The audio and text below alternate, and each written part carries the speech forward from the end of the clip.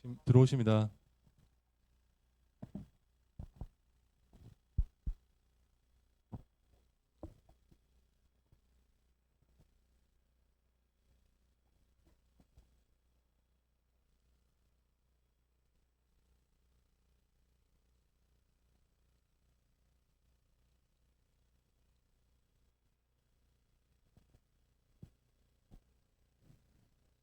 그럼 지금부터 행사 시작토록 하겠습니다. 영상 보시죠.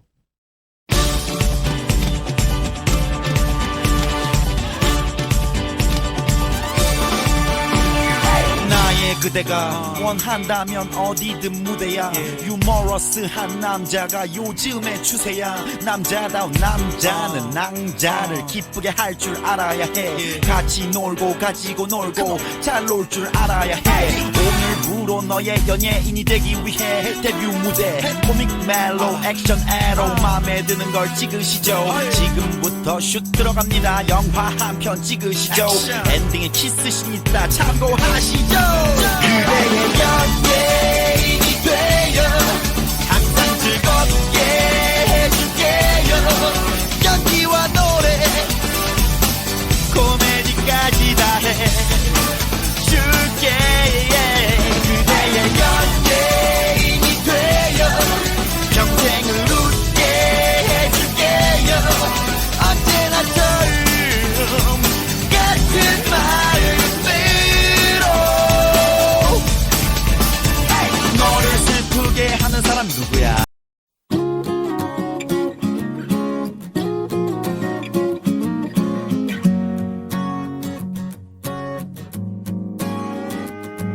처음 너를 만나던 그날 설레던 5월의 아침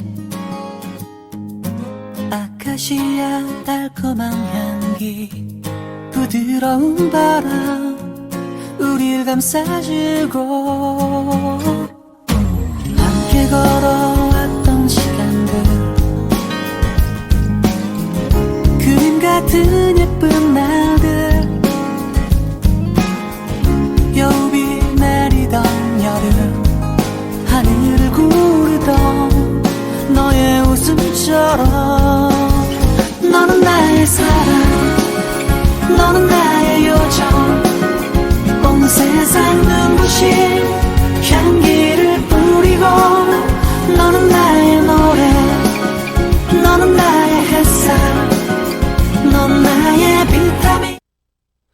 네, 안녕하세요. 정구 화재 조사관이 함께 톡! 경험 세요. 다 같이 그로우! 네, 제1회 전국 화재 조사 사례 공유 워크숍 진행을 맡은 이재혁입니다. 김송희입니다. 네, 지금 실시간으로 부산 소방학교에서 생방송으로 진행 중인 화재 조사 사례 공유 워크숍. 오늘 대한민국 최고의 화재 조사관들이 발표를 준비하고 있습니다. 그리고 부산 소방에서 화재 조사관으로 활동하고 계신 많은 분들이 참석하셨습니다. 여러분 반갑습니다. 김송희 반장님, 네. 임용되신 지 얼마나 되셨죠? 네, 이제 2년 조금 넘었습니다. 2년. 파릇파릇한 신규네요. 제가 개인적으로 궁금한 점이 있는데 네. 그 신규 직원들이 봤을 때 화재 조사관의 이미지는 어떤가요? 저희가 생각하는 화재 조사관의 이미지는 좀 전문적이고 다양한 지식을 갖춘 인텔리전트한 그런 이미지가 떠오릅니다. 네. 조사관은 좋은 이미지라고 합니다. 그러면 이번 행사가 첫 진행이신 것 같은데 소감 한 말씀 부탁드립니다. 네, 우선 이런 뜻깊은 자리에 진행을 맡게 돼서 저로서는 굉장히 영광스럽고요. 그리고 오늘이 왠지 처음이자 마지막 진행이 될 것 같은 슬픈 예감이 들지만 마지막까지 최선을 다해보도록 하겠습니다.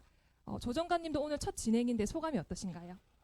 네, 저도 첫 진행인데요. 전국 화재 조사관들이 모여가지고 다양한 경험과 지식을 공유할 수 있는 이런 뜻깊은 자리에 진행을 하게 되어서 정말 영광이고요. 그리고 무엇보다도 이렇게 상큼한 김송희 반장님과 진행을 하게 돼서 너무 기쁩니다. 잘 부탁드립니다. 네.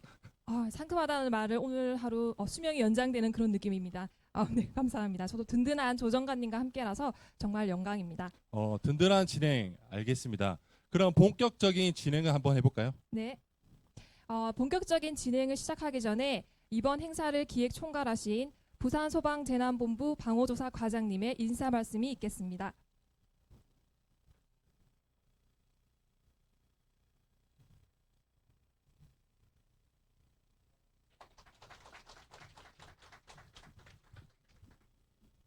여러분 반갑습니다. 다들 안면이 있으신 분들이다. 그죠? 이 중에는 또 외지에서 오신 분들도 있는 것으로 알고 있습니다. 멀리서 오신다고 대단히 수고 많았다는 말씀을 드립니다. 오늘 이 자리는 화재 조사 분야에서는 전국에서 정말 전문성을 가진 분들이 함께하는 자리다라고 이야기를 들었습니다. 오늘 이 자리가 여러분들이 평소 화재 조사 업무를 진행하는 과정에서 가지고 있던 어떤 노하우라든지 어떤 지식이라든지 또 경험이라든지 하는 부분을 공유를 해서 또 우리 화재 조사 업무가 더욱더 발전할 수 있는 그런 소중한 시간이 되었으면 좋겠다는 말씀을 드립니다. 이미 그 서울과 경기 지역에는 화재 점검물 감정센터가 만들어져서 석사급이나 박사급들이 함께 일을 하고 있다는 이야기를 들었습니다.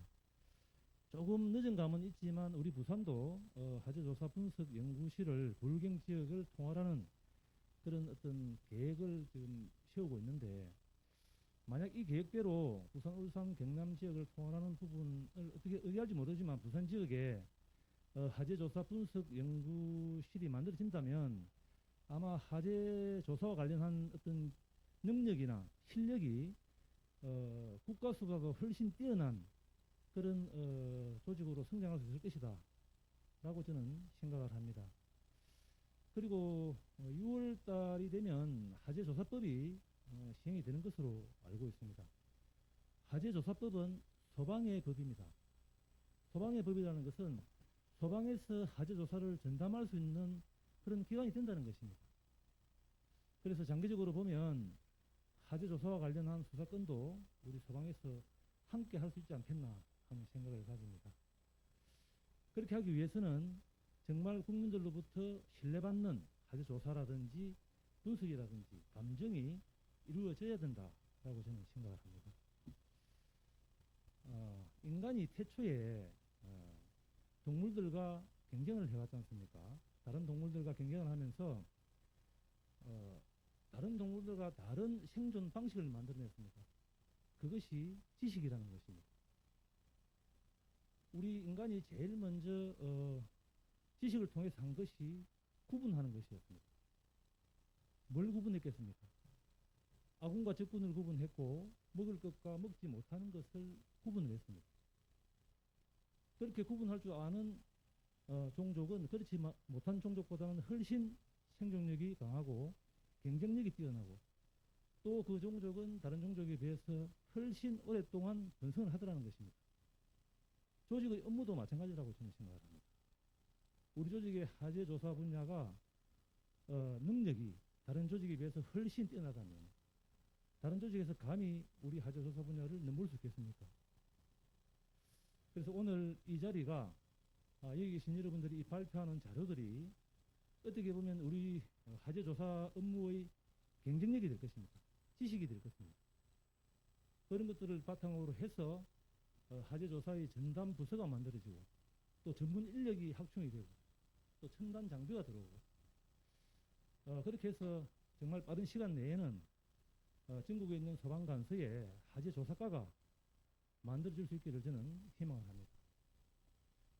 다시 한번 오늘 이 자리에 함께해 주신 여러분들에게 감사하다는 말씀을 드리고, 오늘 이 자리가 그냥 단순한 토론의 자리라기보다는 여러분들이 정말 화재조사 발전에 뜻깊고 의미있는 그런 소중한 시간이 되었으면 좋겠다는 말씀을 드리면서 인사에 대신하겠습니다. 감사합니다.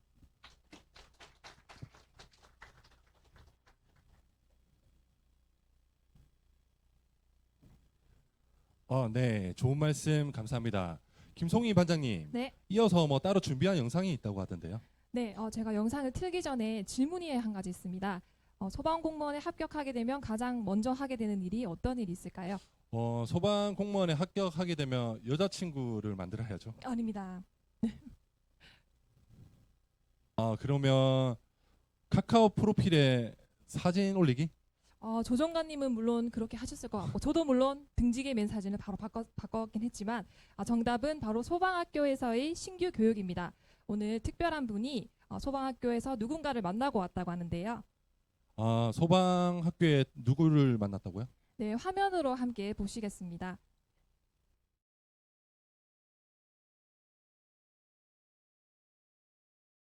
안녕하세요. 오늘 하루 계장님과 인터뷰하게 된 부산대학교 대표 상큼이 아나운서 이나연입니다. 우리 계장님 자기소개 한번 부탁드립니다. 예, 반갑습니다. 부산소방학교 교육훈련과 현장교육계장 최우석입니다. 현장 교육계장이라 구체적으로 어떤 일을 하고 계시는 건가요? 네, 현장교육계장이라는 것은 현장 교수, 교관들의 업무, 즉 화재 분야, 구조 분야, 구급 분야 이 세 분야에 대한 현장 교육을 담당하고 있는, 총괄하고 있는 계장입니다. 그러면 군대 교관 같은 거네요? 비슷한 유형이라고 볼 수는 있습니다. 계장님 외적으로도 상당한 카리스마를 풍기고 계시는데 혹시 악마 교관님이신가요? 전혀 그렇지는 않습니다. 그렇다면 본인이 바로 교관계의 천사다 이런 말씀이신 거죠? 부끄럽게 그런 말씀 드리기도 좀 곤란한데 하지만 정도를 가는 그런 교관이라 보시면 됩니다. 네, 잘 알겠습니다. 그럼 소방학교에서 소방관의 교육을 담당하고 계시다면 지식이 엄청나실 것 같은데 제가 혹시 기대해도 되겠습니까? 제가 알고 있는 범위 내에서는 충분하게 말씀드리도록 하겠습니다. 이렇게 자신이 있으신 데에는 이유가 있으실 것 같습니다. 계장님, 그러면 화재 조사 경력은 얼마나 되시나요? 제가 2002년부터 화재조사관을 시작해서 현장 화재조사관은 한 13년 정도 했고요. 그리고 본부에서 기획 업무를 한 5년 정도 담당했었습니다. 오, 역시 우리 계장님 화재 조사 마스터셨군요. 아이고, 그럼 자타공인 화재 조사 마스터이신 우리 계장님께서 기억에 특별히 남는 경험 있으실까요? 여러 종류의 어떤 화재에 대해서 기억에 있습니다만은 우리 부산 북구 함영동에서 발생한 네모녀 사망 사건을 비롯해서 여러 종류가 있겠습니다만 그 중에서도 건물 외장재에 대한 어떤 법적 근거를 마련한 해운대 우신 골든스위트 아파트 화재가 가장 기억에 남습니다. 2010년 한 10월 1일인가 됐을 겁니다. 우리가 제가 본부에 근무할 때 예산 작업 때문에 부산시청에 가던 중에 비상 발령을 받고 현장으로 출동을 하면서 가기 전에 그쪽 부분에 해운대 그쪽 부분에서 검은 연기가 엄청나게 솟구치는 것을 저희 눈으로 목격할 수가 있었어요. 근데 일반적인 내화조 건물 구조의 어떤 아파트 화재하고는 형상이 판이하게 틀렸습니다. 그래서 현장에 신속하게 도착을 해서 상황을 보니까 38층 건물까지 급격한 연소해 가지고 소실된 걸 저희들이 볼 수 있었고요. 이렇게 큰 화재가 발생하면은 언론은 이제 소방관의 어떤 진압 부분에 대해서 포커스를 맞춥니다. 그래서 그때도 다 마찬가지로 진압이 늦어지고 건물의 소실이 많다 보니까 무능한 소방관인이 하는 어떤 방송들이 굉장히 많이 나왔어요.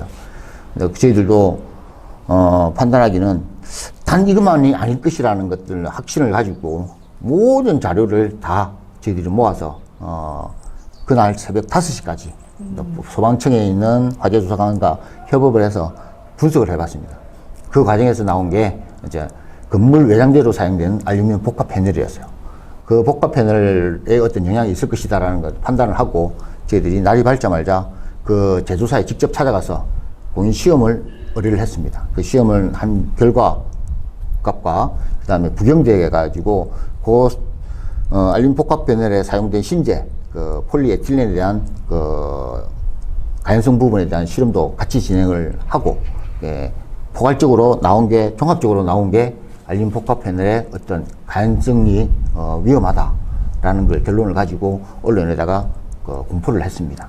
그러면서 그 계기로 해서 건물 외장재에 대한 어떤 법적 근거를 마련하게 됐었습니다.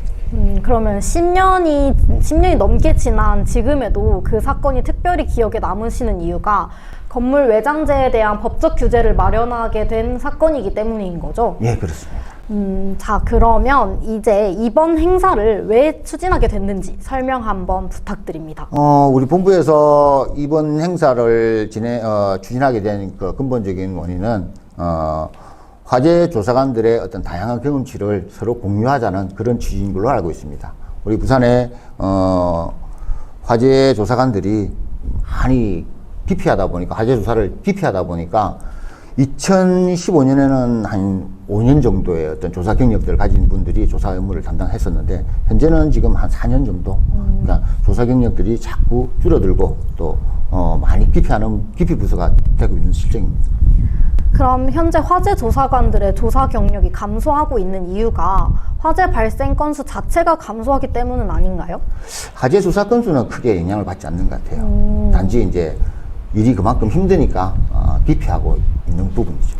그러면 아무튼 화재 조사관의 경력 부족 문제를 이번 행사를 통해서 해결하겠다는 그런 취지인 거죠? 예, 그렇게 알고 있습니다. 자, 그럼 이제 마지막으로 원로 화재 조사관으로서 이제 막 일을 시작한 아기 화재 조사관들에게 한 말씀 부탁드립니다.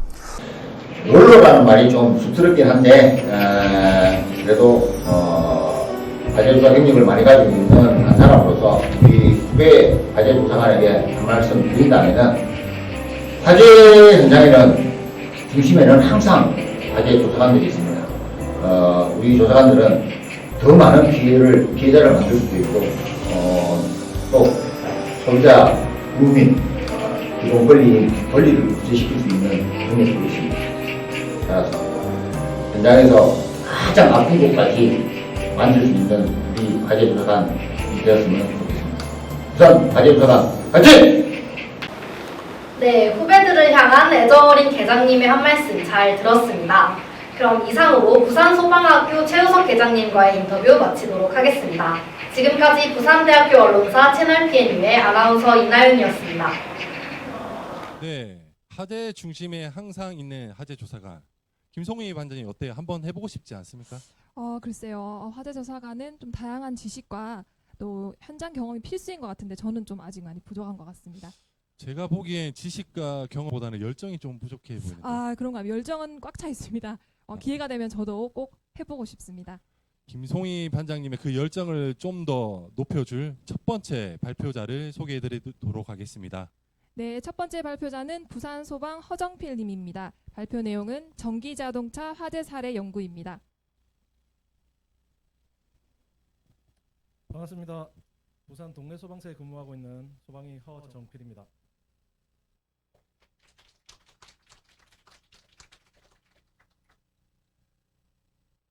혹시 여기에 지금 전기차를 운행하거나 그럼 소유하고 계신 분 계십니까? 생각만 없네. 이제 전기차가 대중화될 거라고 하고 실제로 전기차 대수가 점점 늘어나고 있습니다. 저도 다음 차는 이제 전기차나 수소차 생각하고 있는데요. 이 관련해 가지고 저희 관내에서 특이한 사례가 있어 가지고 이 사례를 소개시켜 드리고 이 사례를 통해서 제가 느꼈던 바가 있습니다. 사실 제가 이야기 드리고 싶은 건 대단한 기술이나 능력이 아니라 우리 조사관의 마음가짐 중에 하나를 이야기 드리고 싶어 가지고 이 자리에 섰습니다. 올해 2월 달에 동래구 안락동에서 있었던 화재 사례입니다. 좀 구조가 특이한데 필로티 형식의 아파트 주차장입니다. 지금 여기에서 보시는 화면에는 차량이 4대밖에 없지만 실제로 차량 6대와 충전기 1기가 소실되었습니다. 초기 연소 상황 같은 경우에는 저희가 다행히 블랙박스를 확보해서 확인을 할 수 있었습니다. 지금 이 영상을 먼저 보시도록 하겠습니다. 지금 왼쪽에 보시면 멀리 포토트럭이 한 대 있고요. 그 다음에 5대가 나란히 서 있습니다.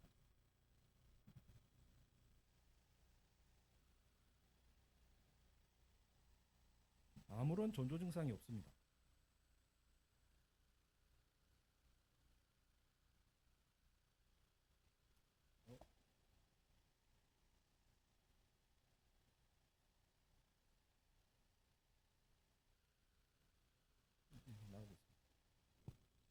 지금 보시면은 지금 멀리 있는 포터 차량에까지 지금 연소가 진행되는 걸 보셨을 건데요. 아마 조사를 하셨던 분들이나 안 그러면은 전기 차량에 관심이 많았던 분들은 열폭주에 대해서 알고 계실 겁니다. 흔히 이 형상이 열폭주와 관련되어 있거나 유사해 보이십니까? 사실 열폭주 영상 같은 경우에는 차량 한 대, 그 주변에 두 대, 그 미국 NFPA에서는 뭐 최대 15m라고는 하는데 실제 충전량에 따라서는 그 폭발 범위가 차이가 납니다. 예, 그러기에는 사실 저희 이 현장이 너무 큰 화염이 일어난 겁니다. 이 영상이 나오자마자 저희가 의심했던 거는 인화성 물질이나 LPG 가스와 같은 가스가 폭발하지 않았을까 하는 의심이 들었습니다. 실제로 이 화재 이후에 언론 보도가 난 사항인데요. 이제 화재 났어도 전기차 배터리는 양호, 전기차 화재 배터리 사고 가능성 낮아라는 언론 보도가 나왔습니다. 실제로 저희가 뭐 정보를 제공하고 한 건 아니지만 이 영상을 보고 전문가분이 이렇게 글을 남겨주셨더라고요. 인화성 물질이 바닥에 이미 흘러 있었고 그게 불이 붙었다고 봐야 한다. 예, 합리적인 의심이었습니다. 저도 영상만 보고 사실 전기 차량 관련 화재라고 생각을 못 했습니다. 예, 거기에 대한 확신을 가지고 있었고 처음부터 사실 전기차를 배제한 제 오점이 있었습니다. 예, 실제로 현장에서 저희가 감식을 진행해 봤는데 인화성 물질은커녕 LPG 가스 차량도 없었습니다. 그래서 그러면 전기차를 한번 의심해 보자 해서 두 번째 부분으로 넘어갔습니다. 예, 차량 소유주의 이제 기록입니다. 네, 14시 17분에 충전을 시작했고요. 그다음에 1시간 정도 급속 충전을 하고 이제 충전기를 뽑았습니다. 뽑고 난 다음에 차량 운행을 하려고 하다 보니까 차량 전원이 들어오지 않는 것이었습니다. 그래서 어쩔 수 없이 저 차량을 저기 세워두었던 것이고요. 그래서 1시간 30분이 지난 시간에 이제 화재 신고와 함께 폭발과 함께 화재 신고가 접수되었습니다. 실제로 이 사고로 인해서 제가 느꼈던 점은 한 개의 단서만 가지고 너무 집착해서 전체를 그르치지 말았으면 한다는 점입니다. 그리고 제가 가졌던 경험이 모든 것이 아닌데 그 경험에 너무 의존해서 상황을 잘못 보고 있는 거 아닌지 한번 의심해 볼 필요가 있습니다. 실제로 이 사고는 전기 차량 내부, 배터리팩 내부에서 발화가 된 것으로 저희가 특정을 했습니다. 유관기관 합동 감식을 통해서 밝혀진 사항이고 보시면은 배터리팩 내부에서 외부로 압력이 출하한 흔적이 있고 이 벤트 홀이라는 구멍을 통해서 간헐성 가스가 나오다가 더 이상 압력이 커지면서 그 압력을 견디지 못하고 일순간에 폭발하면서 화재가 진행된 것으로 확인되었습니다. 예, 시간이 조금 여유가 있는 걸 봐서 또 당부드리고 싶은 말씀이 하나 있는데 저희가 이거 전기 차량이나 안 그러나 리튬이온 배터리 관련 연구나 화재 조사를 많이 하고 계실 겁니다. 리튬이온 배터리 같은 경우에는 뭐 3가지 전해질이 있는데 그 중에 저희가 원통형이라는 가장 흔히 볼 수 있는 리튬이온 배터리의 내부에는 전해액으로 육불화 인산 리튬이라는 물질이 들어갑니다. 육불화 인산 리튬 이게 가수분해 하다 보면 안에 불소가 생성됩니다. 이 불소는 소량으로도 신체에 유독한 피해를 입힐 수 있는 유독물질입니다. 이게 실제 독일에서 있었던 ESS 화재 시에 그 독일 소방관들이 이 불소 때문에 피해를 입었었고요. 여러분들이 잘 알고 있는 구미 불산 누출 사태. 그리고 굉장히 재밌는 건 이 불소를 발견하신 분도 불소 때문에 한쪽 눈을 실명하는 사태까지 있었습니다. 그러니까 저희가 조사를 할 때는 리튬이온 관련 조사나 안 그러면 재현 실험을 할 때는 꼭 방독 마스크 그리고 보안경 등의 안전 장비를 차고 활동하시기를 당부드립니다. 이상 발표를 마치도록 하겠습니다. 감사합니다. 네, 발표 감사합니다. 혹시 방청객 중에 질문 있으신 분은 손을 들어주시기 바랍니다. 네, 없으시면 지금 실시간 유튜브 질문이 올라오고 있습니다. 전기차의 주요 화재 원인은 무엇입니까? 전기차의 화재 원인은 아직까지 지금 계속 규명해 나가고 있는 중입니다. 전기차 화재 특성상 화재 하중이 높기 때문에 대부분의 증거물들이 타서 없어지는 형편입니다. 예, 보통 이때까지 밝혀진 내용만 이야기를 드리면 배터리 팩에 의한 배터리 팩의 외부 충격 또는 배터리 팩 자체의 셀의 불량 그리고 BMS 설비의 오류로 보통 발생했다고 알려져 있습니다. 그 외에도 아마 많은 이유가 있을 겁니다. 사례가 있고 한데 아직까지는 이제 저희 조사 기법이 개발시켜 나가는 단계라서 아직까지는 규명률이 좀 낮은 편입니다. 혹시 다른 질문 있으십니까? 잠시만요.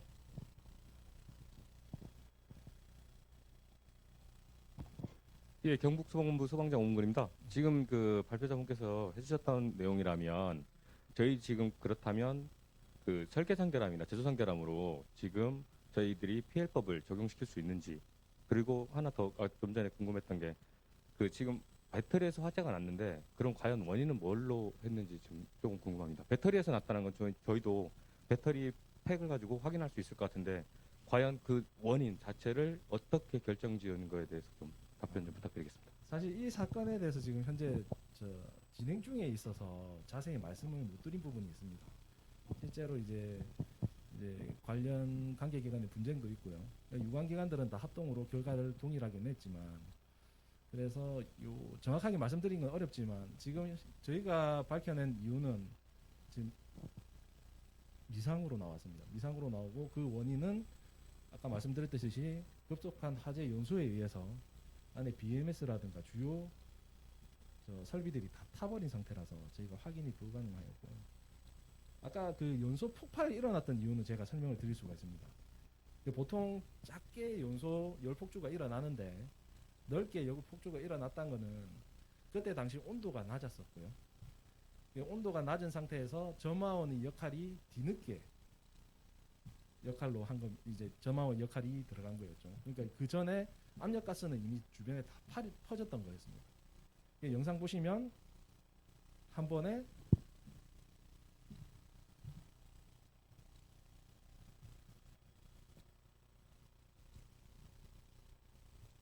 이렇게 퍼지는 게 보실 겁니다.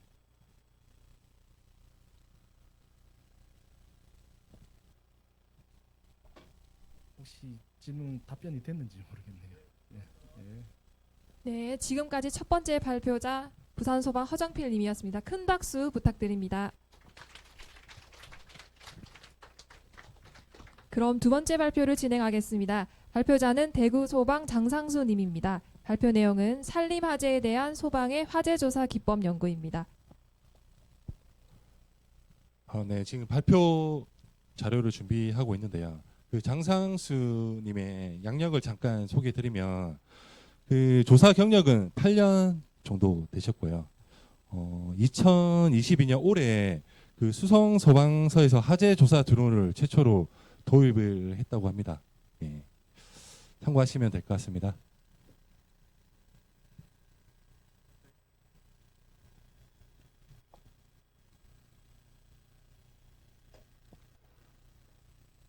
네, 발표 준비되시면 시작하시면 됩니다.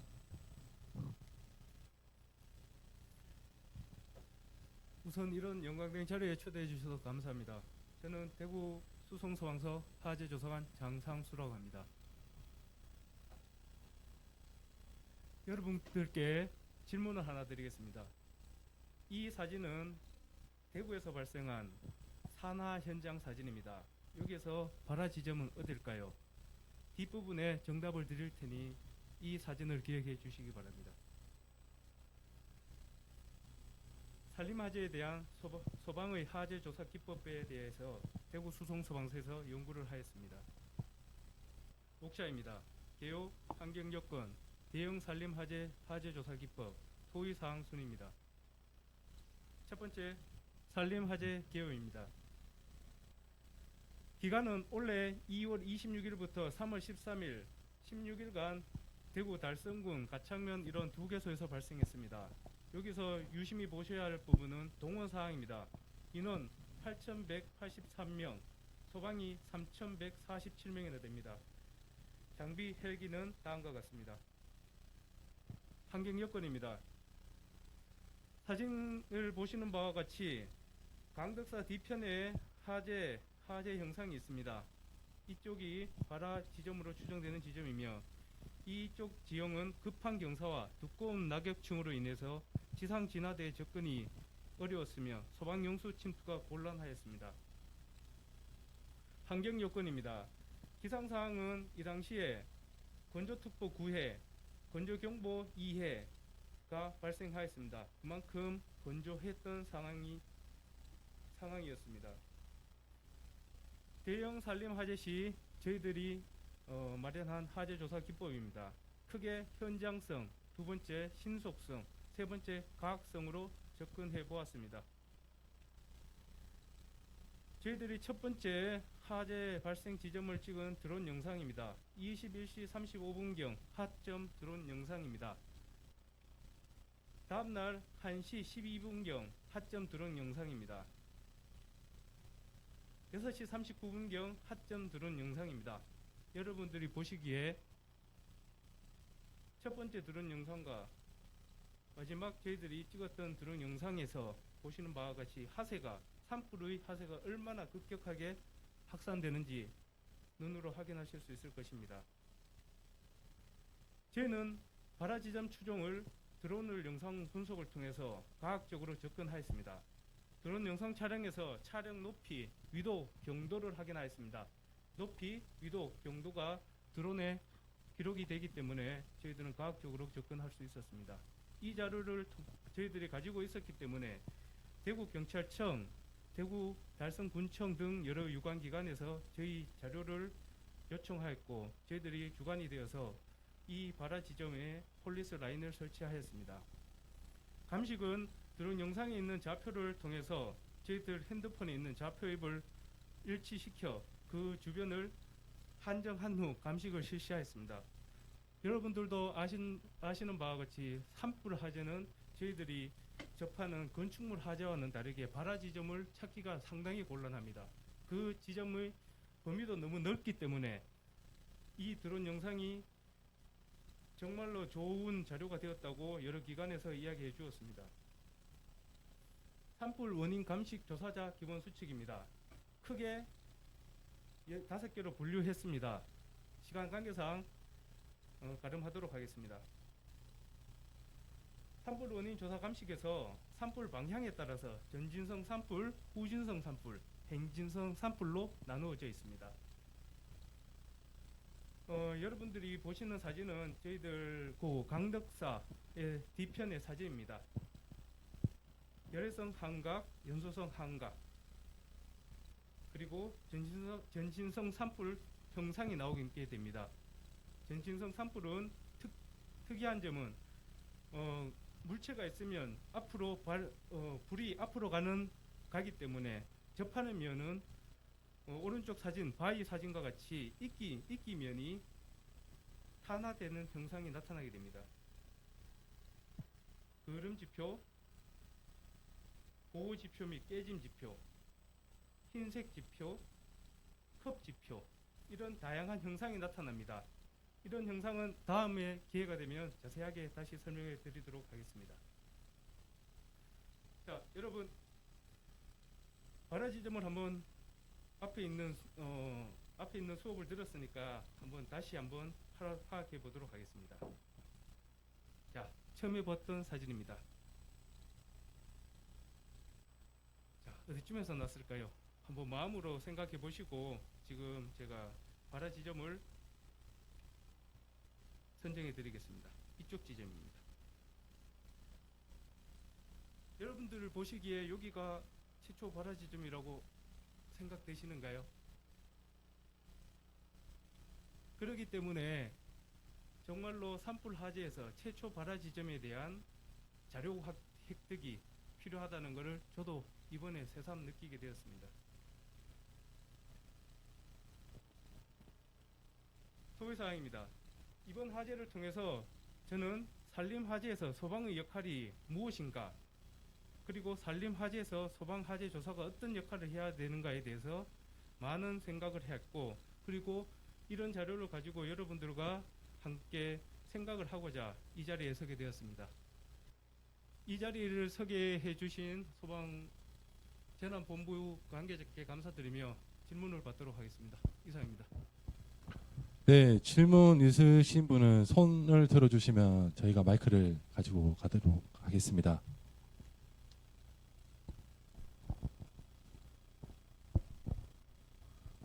발표 잘 들었습니다. 이 산불에는 드론을 활용하면은 특히 초기에 굉장히 큰 도움이 될 거라고 저도 생각하고요. 네. 예, 경북에도 산불이 많이 일어나거든요. 네. 이번에 산불 있었고, 이런 궁금한 게 자료로 주신 사진 중에 첫 번째, 두 번째, 세 번째 찍은 게 전부 야간에 찍었거든요. 야간에 드론을 이제 활용하셨는데 이거와 관련돼서도 법적인 문제라든가 좀 네. 그런 제한이 문제가 없었는지 궁금합니다. 예, 항공안전법에 적용되지 않도록 저희는 사전에 다 신청을 하고 말입니다. 나름대로 매뉴얼이 있기 때문에 매뉴얼에 따른 절차를 다 밟았습니다. 예, 이상은 없습니다. 다른 질문 없으십니까? 예. 실시간으로 질문이 좀 올라오긴 했는데 조사와 좀 다른 내용이긴 한데 그 산불 발생 시 우리 소방의 역할이 무엇이라고 생각을 하시나요? 소방의 역할에 대해서 제가 주제는 없지만 말씀을 올리도록 하겠습니다. 이번 산불 화재에서 소방의 산불 화재의 주축이 산림청 그리고 지자체로 그렇게 지휘 체계가 되어 있습니다. 신고와 동시에 산불 현장에서 그리고 산불에 대한 초기 진압 및 지속적인 대응은 소방이 하면서 그에 대한 대우를 못 받는 현실이 참으로 안타까웠습니다. 저는 앞으로 예방은 산림청, 진화는 소방이 주가 되는 그런 기회가 마련되었으면 좋겠습니다. 여기에 계시는 과장님들께서 힘이 되어 주셔가지고 저희 현장에서 장화를 신고 급경한 산에 올라가다가 부상을 당하는 소방대원들이 없는 그날이 되었으면 좋겠습니다. 네, 답변 감사합니다. 네, 지금까지 발표자 대구소방 장상수 님이었습니다. 큰 박수 부탁드립니다. 네, 이어서 다음 발표를 진행하도록 하겠습니다. 발표자는 울산소방 최봉건 님입니다. 발표 내용은 화재 감시 기법과 원리입니다. 그 최봉건님의 양력을 간단하게 설명드리면 2015, 16, 17, 19, 21년도 이렇게 이어지는 전국 대회에서 수상한 경험이 있습니다. 발표장님 준비되시면 발표하시면 됩니다.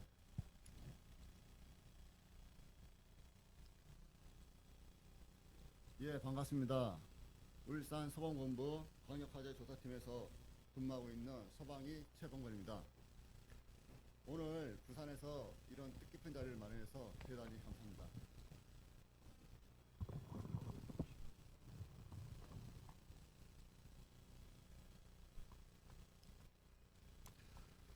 제가 오늘 발표할 주제는 김송희님처럼 열정은 가득하나 이 화재 조사에 대해서 접근하기에는 일단 전문성이란 그런 좀 편견 때문에 쉽게 접근하지 못하는 분들에게 화재 조사는 좀 쉬운 거고 그냥 기본적인 상식만 알면 할 수 있다는 그런 설명을 해드리기 위해서 오늘 이 자리에 좀 서게 됐습니다. 그리고 화재 조사를 처음 하시는 분들에게는 자기가 세운 가설에 대한 과학적인 이제 근거라든가 이런 걸 어떤 식으로 좀 쉽게 접근할 수 있을지 이런 거에 대한 토의를 하려고 이번 자리를 마련했습니다. 쉬운 내용이니까 경청을 좀 가볍게 해주시면 될 것 같습니다. 제 소개는 읽으셨으니까 넘어가도록 하겠습니다.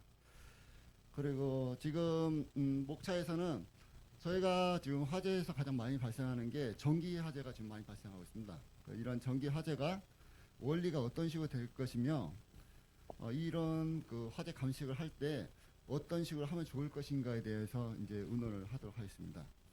앞에서 이게 전문적인 내용을 많이 하다 보니까 여기 좀 듣는 분들도 좀 부담스러울 수도 있고 좀 잠이 오실 수도 있기 때문에 이번 내용은 좀 쉬운 걸로 좀 하니까 넘어가도록 하겠습니다. 이번 사례는 올해 초 그 울산 그 섬유 공장에서 발생한 화재입니다. 저희는 이런 화재를 감식하러 가야 됩니다, 지금. 그리고 이제 불이 많이 났죠. 다음 보실 영상은요. 이제 요게 이제 진압된 영상이고요.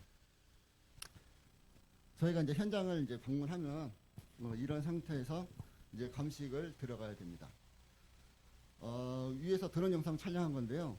엄청난 지금 화재가 발생하였지만 화재 원리의 그 기본적인 사항을 알면은 의외로 감식하기가 쉽습니다.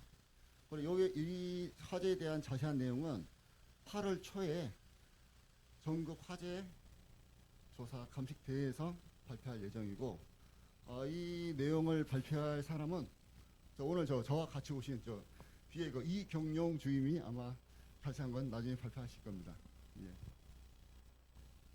그러면 일반적으로 저희가 이제 화재 감식을 갔을 때 어떤 식으로 하는지 한번 설명드리겠습니다. 원룸 화재 가면은 일단 화재 진압이 되죠.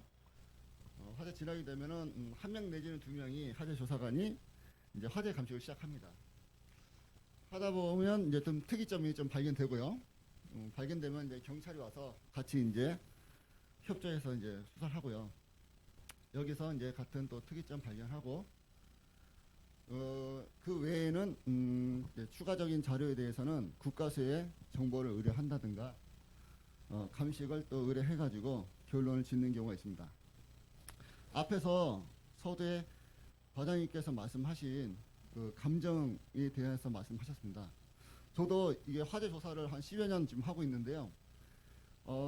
화재 조사를 다 하고 이 감정 부분에 대해서 좀 약해가지고 좀 약간 좌절했던 경우도 있고, 좀 여기서 발전시키면 좋겠다는 생각을 갖고 있었지만 조사관의 그 한 명의 힘으로는 좀 힘듭니다. 이번에 부산에서 먼저 좀 잘 만들어 주시면은 부산, 울산, 경남이 좀 좋은 쪽으로 좀 발전되었으면 좋겠습니다. 감사합니다. 두 번째입니다. 이거는 식당 사례인데요.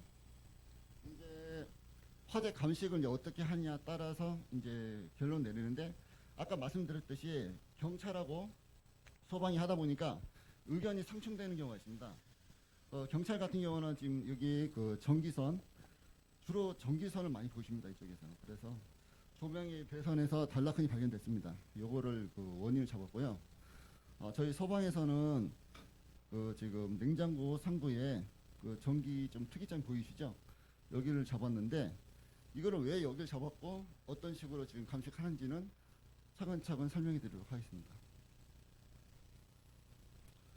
작년 울산 화재입니다. 부주의가 제일 많고요. 여기 부주의는 담배 꽁초, 일반적으로 제일 많은 걸로 나오고요. 두 번째가 전기적 요인입니다. 그래서 제가 오늘 그 발표할 내용 중에 하나가 전기적 요인만 좀 알면은 대체적으로 좀 많이 감식하는 데 수월하시고요. 그 외에는 전문적인 부분에 대해서는 저희도 그 모든 걸 알 수 없습니다. 조사관이 들어와서 차근차근 찾아가면서 이제 밝혀나가는 그런 작업을 하고 있습니다. 이거 책에서 많이 보셨죠? 이거 제일 많이 나온 내용인데, 화재 조사관은 이 중에서 점화원을 찾는다고 생각하시면 좀 쉬울 것 같습니다. 점화원이 어떤 것인가에 대해서 이제 찾는데요. 점화원의 종류가 엄청나게 많아요. 종류가. 근데 많은데 이 중에서 이 환경에 적합한 게 어떤 것인지를 좀 찾고, 그 다음에 최초 점화됐을 때 전도에 의해서 이제 발생이 되기 때문에 여기까지 하고, 대류나 복사는 연소 확대 개념에서 이해하시면 좀 더 쉬울 것 같습니다. 이것은 2015년도에 제가 그 화재 조사 대회 나갔을 때 한번 연구했던 내용인데요.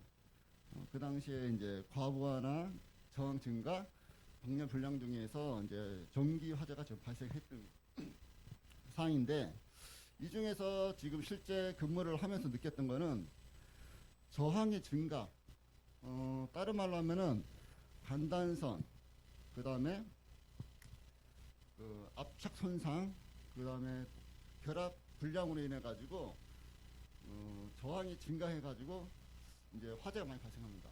그러다 보니까 내용을 설명하기가 좀 어렵습니다. 그래가지고 저희도 이제 단연간에 이제 연구를 해봤죠. 이거는 이제 간단하게 과부하 걸렸을 때 온도가 어느 정도 상승하고 이제 발화가 되는지에 대해서 나타난 거고요. 그 앞에서 얘기했던 이제 열입니다. 열. 화재는 곧 열입니다. 열이 뭔지만 알면은 좀 찾기가 좀 쉬운 건데요. 뭐 공학에서는 뭐 화재는 열, 뭐 칼로리로 보통 표시하고 어려운 건 넘어가겠습니다. 발생 공급, 뭐 이동 경로, 뭐 이렇게 쉽게. 이번 이제 쉬운 시간이니까 쉽게 넘어가겠습니다. 아유, 근데 또 주리 법칙 나오네. 이게는 여기서 뭐 주리 법칙이 중요한 게 아니고요. 전기 에너지가 열 에너지로 이제 변환된다. 그런데 여기서 중요한 게 또 하나 있습니다. 전기 에너지가 열 에너지로 변환되는 건 알겠는데 그게 뭐죠? 그러니까 전기에서 전류가 흐르면은 열이 또 발생합니다. 열이 발생하면 정이 커집니다. 그래서 뭐죠? 그러면 그래서 이게 이 식이 나오는 겁니다. 간단하게 생각하시면요, 열이 나서 불이 나는 거죠.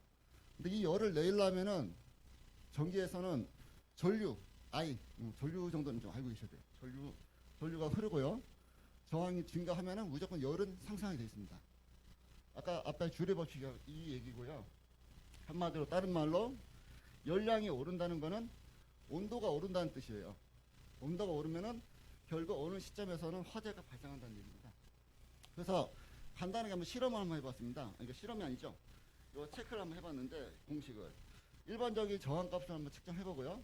그 다음에 단락을 가정해서 셔터시킨 상태에서 저항값을 하니까 저항의 차이는 얼마 없어요. 한 20, 뭐 30 이익이 나는데 실제 이거를 저희가 뭐 잘 아는 부인 이꼴 아니냐 이런 공식에 대입시켜가지고 한번 확인해 보니까 열량의 차이는 엄청난 차이가 나는 걸 알 수 있습니다. 그래서 단락된 시점에서는 구리의 금속이 윤택하게 단락환이 발생될 수 있는 열까지 오른다는 것을 쉽게 저희가 확인할 수 있습니다. 자, 이제 기본적인 얘기는 드렸고요. 열이 나니까 화재 발생한다. 뭐 이 정도 앞에 내용이 끝입니다. 뭐 이렇게 이해하시고 이제 본격적으로 이제 화재 분할 감식이라 그래가지고 제가 단연간 저 화재 감식을 해보니까요. 이렇게 하시면은 그냥 처음 시작하시는 분들도 쉽게 접근할 수 있겠다는 생각을 좀 했습니다. 이거는 에어컨 실외기인데요. 일반적으로 가시면은 뭐 실외기 화재가 이렇게 나 있을 겁니다. 나 있으면은 제일 먼저 확인하셔야 될 게 이게 외부에서 났느냐 내부에서 났느냐를 좀 가장 먼저 파악해야 됩니다. 당연하다고 생각하시는데요. 실제 현장에서 이건 좀 소외가 좀 덜 된 건데 좀 심하게 된 데서는 분해 자체가 힘들어요.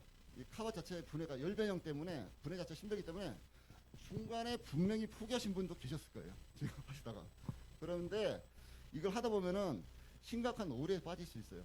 일단 금속 변색흔이니 뭐 이런 책에서 많이 보신 내용이 있어요. 근데 이게 현장에서 적용하려면은 최소한 이 분해를 하셨고 가전제품 특히 뭐 세탁기, 냉장고, TV 뭐 이런 제품들은 무조건 일단 분해를 좀 하시는 게 감식의 기초라고 생각이 들고 있습니다.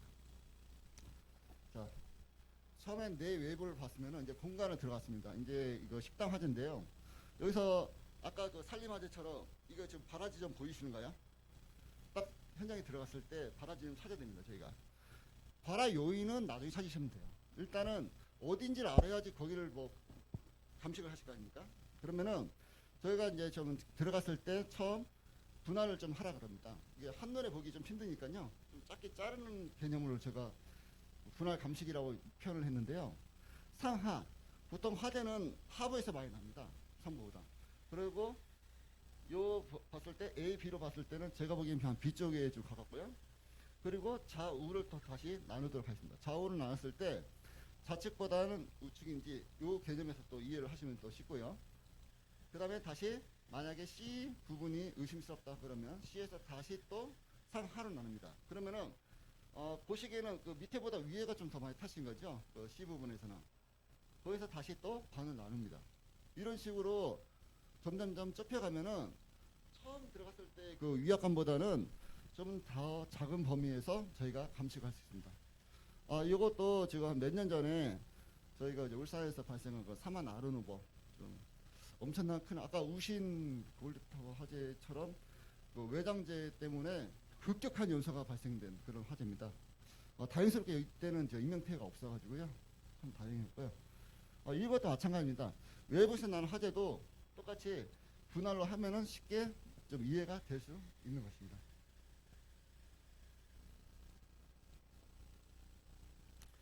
그리고 앞에 그 경찰하고 저 서방이 그 대립됐을 때 그래도 좀 무슨 논리적인 그 얘기를 좀 해야지 좀 저희 의견이 먹힐 거 아닙니까? 그런 생각에서 아까 지금 방금 말씀드렸던 분할 기법을 한번 생각해 보면은 상부보다 하부가 보통 하부에서 보통 화재가 많이 나는데 의외로 여기서는 하부가 깨끗한 편입니다. 지금 우리 상부가 더 많이 소외가 심한 상태고요. 그래서 이제 나눠 보면은 좌우를 봤을 때 어떻게 특이점이 있는지 대해서 여기서 봤을 때 헷갈릴 수 있어요. 그런데 제가 이제 한 이유 중에 하나는 이 부분입니다. 냉장고 상부에 있는 플라스틱으로 된 무슨 바구니 같은 게 위에 있는 전기를 압착 손상을 시켜서 단락을 발생시켰고 그게 주변에 특이한 현상. 다시 앞으로 가면은 그 위에 그 저 냉장고 그 냉각기처럼 이 특이하게 있게 된 거는 집중적으로 소외되는 현상은 일반적으로 상부에서 열이 발생돼서 날 수 있는 상황은 아닙니다. 이런 특이점을 찾는 그런 이제 작업을 하는 게 이제 화재 감식이죠.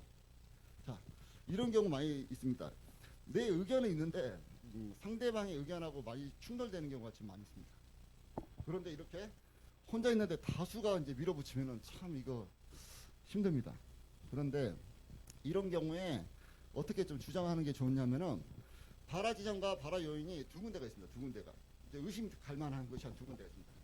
이럴 때 주로 지금 제가 감식하면서 많이 느꼈던 거는요. 두 군데의 그 화재에서 두 군데 다 열량이 왔다 갔다 가능하면은 그거는 발화 요인을 잡기가 힘듭니다. 그러니까 두 개 다 되는다는 거죠. 그런데 한 곳에다 발화되고 연소 확대 패턴. 그러니까 여기서 중요한 거는 패턴입니다.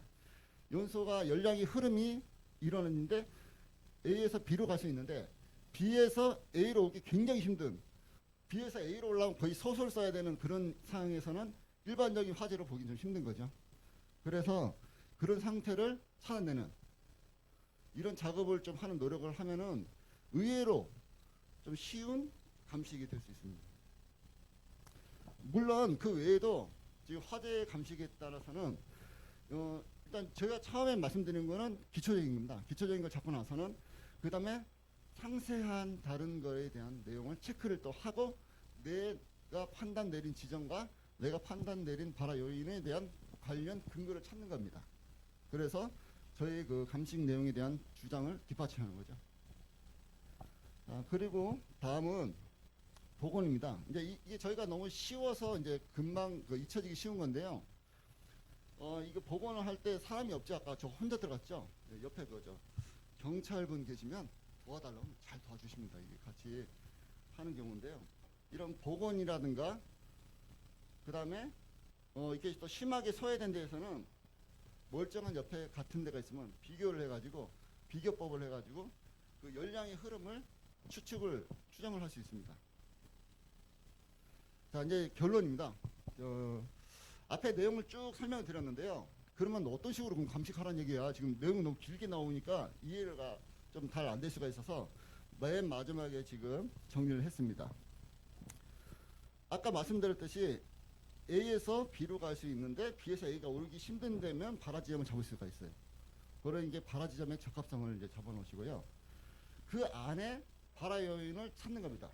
물론 발화 지점을 찾았는데 거기서 발화 요인을 찾기 힘든 경우가 있어요. 그러면 또 새로운 또 가설로 해가지고 또 잡아야 되겠죠. 그런데 일단 만약 된다 하면은 거기서 직접적 요인과 간접적 요인 등을 이제 찾아내가지고 이제 발화 요인을 잡으시고요. 그 두 가지가 이제 일치한다. 그러면은 마지막에 검토해야 될 것은 이것이 연소 패턴, 연소 형태하고도 또 일치하냐. 이제 이게 중요합니다. 그 다음에 마지막에 이제 관계 진술, CCTV 등을 해가지고 나의 주장이 발화 요인의 위치하고 연소기가 다 일치하는지를 그걸 검토하는 그런 작업을 하시면은 의외로 쉽게 화재 감식을 할 수 있을 것으로 생각됩니다. 네, 이상입니다. 네, 발표 감사합니다. 혹시 방청객 중에 질문 있으신 분은 손을 들어주시기 바랍니다.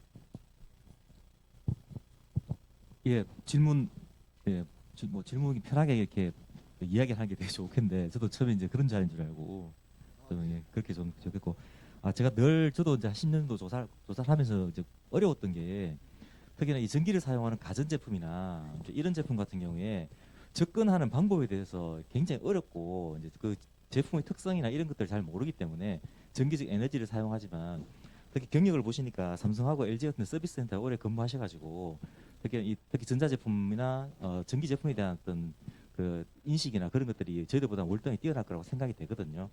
그 화조사관이 전자제품이나 전기기기를 접근할 때 가장 좀 주의할 것 그리고 가장 먼저 접근할 게 있다면 이 두 가지만 좀 이렇게 설명을 좀 해주시면 좋겠습니다. 예. 안 그래도 저도 이제 그 얘기를 좀 해드리려고 그랬는데요.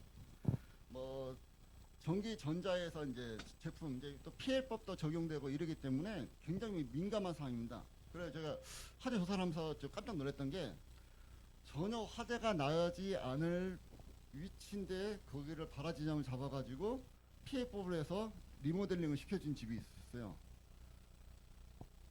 그게 가능했을까요? 삼성이나 LG는 본인의 이미지 때문에 저희가 요청하면 해줍니다. 본인들의 잘못이 있어서 해주는 게 아니에요. 근데 그걸 오해하시면 안 돼요. 그래서 나는 그걸 해줬다고 자랑하시길래 그걸 내용을 봤는데 전혀 화대가 날 수 없는 부분입니다. 그거는 상식적으로. 근데 그러니까 이게 기본적인 상식이 좀 모르면은 이게 그런 오해가 생길 수가 있습니다. 그러려면은 일단 제가 단연간 지금 AS를 해보고 뭐 화재 난 것도 한번 봤습니다. 실제로도 보고 그 다음에 화재 감식을 하면서 느꼈던 거는 일반적으로 가전제품을 가시면요 다른 거 보실 필요 없어요. 전원단을 보셔야 돼요. 전원단. 그러니까 전기가 들어가는 입구죠. 그러니까 다른 쪽이 많이 탔다고 이게 열이 위로 가다 보니까 다른 부분을 많이 보시는 경우가 있어요. 많이 착각하세요. 그리고 전기 제품은 웬만해서 불이 안 나요. 전자제품은. 무슨 말이냐면은 다 테스트를 하거든요. 그러니까 불이 날 수 있는 테스트를 다 해요. 그러니까 휴대폰도 마찬가지죠. 떨어뜨린다 고장 안 나죠. 왜냐하면 다 떨어뜨리면서 이걸 테스트하기 때문에. 그렇기 때문에 일단은 전자제품이 이제 불이 났다가 생각이 들면은 일단 제 생각은 그래요. 일단 배제하고 다른 거 먼저 보셔야 됩니다. 없으면 나중에 그걸 보시면 돼요. 무슨 말이냐면 실제 제가 전자제품이라고 이제 그 판단되는 그 화재 현장을 많이 갔는데요. 실제로 그거보다는 그 제품을 쓰기 위해서 사용된 멀티탭에 대한 압착 손상, 특히 모텔 같은 데 있죠. 모텔 같은 데 드라이기라든가 이런 데 보면 드라이기가 불이 났다 해서 가보면 그 서랍 주변에 이제 전기선, 이제 그 전기선, 그러니까 전기선의 압착 손상을 제품의 하자로 보기엔 너무 힘듭니다. 이거는 인적 부지에 가까운 겁니다. 이거는 어떻게 보면. 그러니까 이런 오류, 그러니까 전기 제품에 전자제품이 전기선과 연결돼 있어가지고 그걸로 이제 PL법을 또 거시면 안 됩니다. 그거는 제가 생각하기에는 그거는 전기선에 대한 거는 그 사용에 대한 부주의이기 때문에 전자제품 내부에서 발화가 돼가지고 아까 리튬 배터리처럼 내부에서 발화가 돼가지고 된 경우는 PL법이라든가 뭐 이런 게 적용이 가능할 수도 있는데 그래서 이런 오류가 많이 발생되는 것 같습니다. 그래서 저도 이런 기회가 됐을 때 그런 말씀을 좀 해드리고 싶어요. 그러니까 그 전자제품이라든가 뭐 세탁기 불났어요 뭐 이렇게 많이 가세요. 뭐 냉장고에 불났어요 가시면은 일단 그 주변을 먼저 살펴보시고 그래도 없으면 그 내부를 아까처럼 분해를 하시고 일단 기본 그러니까 전원단만 분해해 보시면은 그 연습 패턴은 아까 거기서도 그 좁은 공간에서도 다시 또 분할하시면은 쉽게 그 위치를 찾을 수 있고요. 두 번째 너무 긴가요? 네, 괜찮습니까? 네. 두 번째는 이 전자제품인지 아닌지 헷갈리실 경우에는 그 휴지 있지 않습니까? 이거 뭐 당연히 다들 아신다고 생각하는데 의외로 또 확인 안 하는 경우가 많더라고요. 또 휴지를 보시면은 그 외부에서 된 건지 안에서 발화된 건지를 알 수 있습니다. 그래서 그 두 가지만 체크하시면은 아주 쉽게 이런 오류에 좀 빠지지 않으실 수가 있으니까 좀 참고 부탁드리겠습니다. 네, 지금까지 발표자 울산소방 최봉건님이었습니다. 큰 박수 부탁드립니다. 네, 지금까지 부산, 대구, 울산 소방 화재 조사관 세 분이 발표를 하셨는데요. 김송희 반장님 질문 하나만 드릴게요. 네. 그 화재 조사법 알고 계세요? 제가 시행된다는 건 들었는데 자세한 내용은 잘 모르고 있습니다. 제가 그럴 줄 알고 소방청에서 근무하고 계시는 그 화재 조사법 최고의 전문가와 인터뷰를 하고 왔습니다. 그 인터뷰 영상 보시죠. 안녕하세요. 저는 현재 소방청 119 대응구 화재조사계장으로 근무하고 있는 김효범입니다. 예, 그 법령 제정 취지가 어떻게 되십니까? 기존 소방기본법은 화재조사의 주체와 범위 등에 관해 명확하게 규정하고 있지 않았습니다. 최근 발생하고 있는 화재가 대형화되고 특수한 화재가 발생함에 따라 인명 재산 피해가 증가하는 반면 전기차, ESS 등 첨단 산업 발달로 인해 화재 원인 규명에 어려워지고 있습니다. 이에 4차 산업 시대에 대응하는 과학적, 전문적인 화재조사 체계를 마련하기 위해 소방의 화재조사에 관한 법률을 제정하게 되었습니다. 그 법안 내용을 좀 알 수 있을까요? 네, 법안 내용에 대하여 간략하게 4가지 정도만 말씀드리면, 먼저 첫 번째, 화재조사 전문 자격자가 화재 원인을 조사하도록 하고 화재조사 전담 부서에 설치 운영 기준을 마련하였습니다. 두 번째, 소방관서장은 화재 현장 보존 조치를 하고 통제구역을 설정하도록 규정하여 화재조사가 경찰 등의 허가 없이는 화재 현장에 있는 물건을 옮기거나 임의로 처분하지 않도록 하였습니다. 세 번째는 화재 합동조사단의 구성 운영입니다. 사상자가 많거나 사회적 이목을 끄는 화재 대상으로 전문가와 합동으로 조사단을 운영하여 종합적이고 정밀한 화재조사를 실시하게 됩니다. 그리고 네 번째는 화재 감정기관 지정 운영입니다. 최근 복잡 다양한 화재 양상에 대한 원인 규명을 위해 전문 분야별로 연구 인력 및 시설 장비 기준을 마련하였습니다. 그 법안을 마련하실 때 어려운 점은 없었습니까?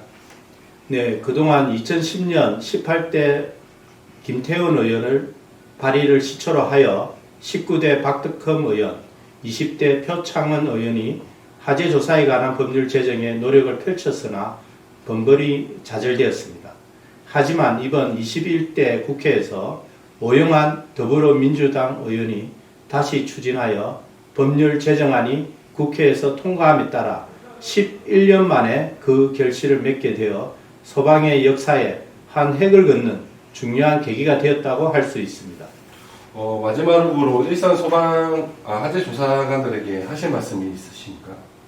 네, 이번 화재조사법 제정은 정확한 화재조사를 할 수 있는 기반을 마련함으로써 예방정책에 적극 활용하고 민형사상 법적 분쟁의 소지를 미연에 막을 수 있을 거라 기대합니다.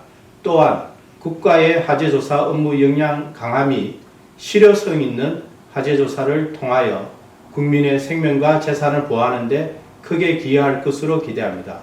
화재조사관께서는 과학적이고 전문적인 화재조사를 통해 국민의 지지와 기대에 부응할 수 있도록 힘써 주실 것을 당부드립니다. 네, 소방청 화재조사계장님의 말씀 잘 들었습니다. 올 6월에 화재조사법이 시행됨에 따라 보다 전문적인 화재조사가 필요한 것 같습니다. 김송희 반장님, 네. 이제는 화재조사가 하고 싶어졌나요? 네. 행사가 진행될수록 좀 더 도전하고 싶다는 생각이 듭니다.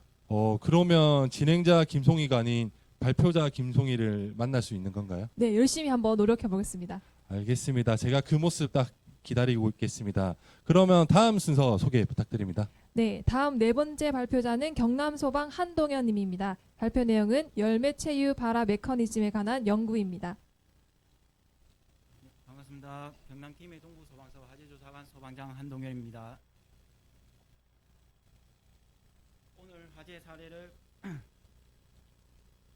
오늘 화재 사례를 공유할 내용은 제가 작년에 전국 학술 대회에서 준비한 열매 체유 발화 메커니즘에 관한 연구입니다. 그때 입상을 하지 못하여 발표는 못하였는데 이번 워크숍을 통해 화재 사례를 공유할 수 있게 되어 감사하게 생각하고 있습니다. 부족하지만 경청해 주시면 감사하겠습니다. 발표 순서입니다. 사고 개요, 연구 배경 및 필요성, 화제 통계 분석, 열 매체의 정의, 성분 분석 및 재현 실험, 문제점 및 현황, 개선 방안 순으로 발표하겠습니다. 2020년 4월 19일 22시 01분경 경남 김해시 소재 아스콘 사업장에서 화재가 발생하였으며 인명 피해는 없었고 재산 피해는 3,400만 원 발생한 화재 건입니다.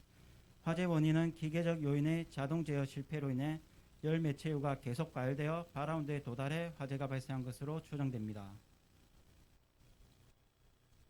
CCTV 영상입니다. 저녁 시간이고 CCTV가 열 매체유의 탱크의 일부분만 비추고 있어 명확히는 보이지 않으나 화재 발생 전 유증기가 식별되고 난 뒤 일순간적으로 바라운드에 도달하여 화재가 발생한 것으로 확인됩니다. 앞서 보신 화재 발생 사업장을 포함한 대부분의 열 매체유 취급 사업장에서 열 매체유의 화재 위험성을 인지하지 못하고 있었으며 열 매체유에 관한 특성 또한 알지 못하고 있었습니다. 국내 열 매체유 사용 증가, 용도 다양화로 인해 화재 사고가 증가하고 있는 실태였습니다. 이로 인해 연구 필요성을 느끼게 되어 열 매체의 특성 파악을 통해 화재의 위험성을 전달하고 문제점 및 해결 방안을 제시하게 되었습니다. 최근 5년간 전국에서 발생한 화재 열 매체유 화재는 총 78건이었으며 자료 분석 결과 발화 요인별로 기계적 요인이 제일 많았고 다음으로 부주의, 미상순이었습니다. 발화 열원별 화재 현황을 살펴보면 발화 열원은 작동 기기가 많은 비중을 차지하였으며 그중 전도, 복사열, 기기 발열이 많았고 다음으로 불꽃, 스파크, 정전기 그리고 세 번째로 미상이 많았습니다. 발화 장소별로는 건물 내부가 75.6%, 건물 외부가 24.4%로 나타났으며 그중 폭발은 6.4% 발생하였습니다. 폭발 화재에 있어서 기계적 요인이 가장 많았고 부주의, 미상순으로 확인되었습니다. 그렇다면 열 매체유란 무엇인지 사전적 정의를 살펴보겠습니다. 화학장치를 일정한 조작 온도로 유지하기 위하여 가열, 제열 등의 전열에 이용하는 합성 기름을 뜻합니다. 장점으로는 설비비를 대폭 절감 가능하다는 점이며 고온에서의 높은 열 전달 개수를 가진다는 장점이 있어 많은 사업장에서 사용하고 있었습니다. 위 사진은 본 연구를 위해 김해 화재가 발생한 사업장에서 기간별로 채취한 시료로 열 매체유 시간 경과에 따라 유관으로 산화 정도가 증가되는 것이 확인되어 이 시료를 성분 분석을 위하여 국립소방연구원에 성분 분석 의뢰하였습니다. 가스 크로마토그래피 기계의 성분 분석 결과 전체 그래프이며 특이점을 확대 분석해 보겠습니다. 13분에서 19분경 확대 그래프를 살펴보면 신유 1개월 시료에서는 14분경 성분이 나타나는 물질은 산화방지제이며 10개월, 15개월에서는 산화방지제가 검출되지 않은 것이 확인되었습니다. 성분 분석 비교 결과 그래프를 확인해 보면 사용기간이 오래된 시료일수록 물성이 변하여 다른 성분의 물질이 더 많이 검출되는 것이 확인되었습니다. 동전도 분석 결과 동점도는 점도분의 비중으로 비중은 거의 동일하나 점도가 낮아지면서 동점도가 낮아지는 것을 확인할 수 있었고 신유의 동점도는 58.87이었으며 10개월이 지난 동점도는 28.83으로 나타났습니다. 인화점 또한 신유는 264도씨이나 10개월이 지난 시료는 210도씨로 수치가 가장 낮게 나타났습니다. 이를 보아 신유에서 사용기간이 경과할수록 동점도 및 인화점이 낮아지는 특성을 발견할 수 있었으며 일정한 낮아진 범위 내에 도달한 후에는 더 이상 낮아짐이 없이 일정 범위 내에 유지되고 있음을 확인하였습니다. 위 성분 분석 결과가 실제로도 도출할 수 있는지 재현 실험을 해보았습니다. 1차 재현 실험은 발화점 측정 실험으로 실험 설계는 다음과 같습니다. 1차 재현 실험은 발화점 측정 실험으로 실험 설계는 사용기간별로 열 매체유 시료를 사용기간별로 준비 후 전기 가열로의 기계를 사용하여 발화점을 측정하였습니다. 이는 산업장비의 열센서 작동 불량 등의 원인으로 결축적이 되었을 때 열매체의 화재 위험성을 확인하기 위한 실험이었습니다. 1차 재현 실험 장치입니다. 열전대는 총 3개를 사용하여 한 개는 비커한 열매체의 발화 온도를 측정하였고 다른 한 개는 유증기 발생 위치에 고정하여 발화 시 유증기 온도를 측정하였고 또 다른 한 개는 대기 온도를 측정하였습니다. 1000ml 비커에 시료를 100ml 채운 후 전기 가열로를 400도씨로 설정하여 발화 소요 시간을 측정하였습니다. 발화점 측정 실험 영상입니다.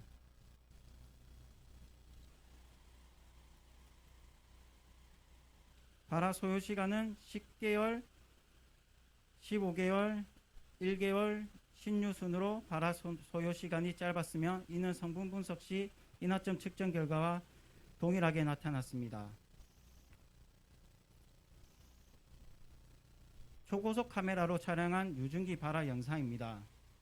이 영상은 참고만 하여 주시기 바랍니다.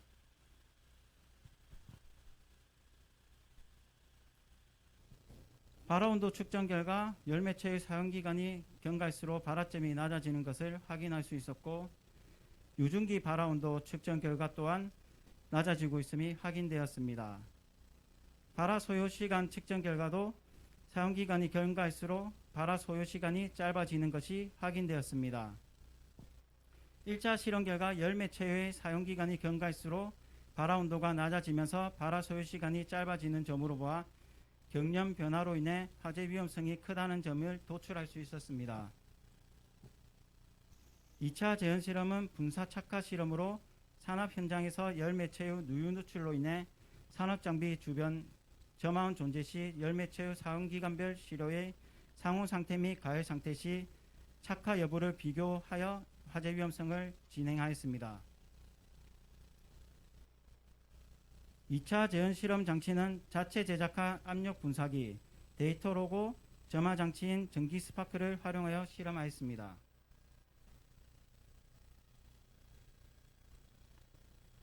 열매체 후 상온 상태 시 사용기간별 2차 재현 실험 영상입니다. 신유 1개월 시료는 착화되지 않았으며 10개월, 15개월 시료는 상온 상태에서도 분사 시 점화원에 의해 착화되었습니다. 열매체 후 50도씨 가열 상태 시 분사 착화 영상입니다. 신유는 착화되지 않았으며 1개월, 10개월, 15개월 시료는 가열 상태에서 분사 시 점화원에 의해 착화되었습니다. 열매체 후 100도씨 가열 상태에서 밀폐된 공간에서 분사 착화 영상입니다.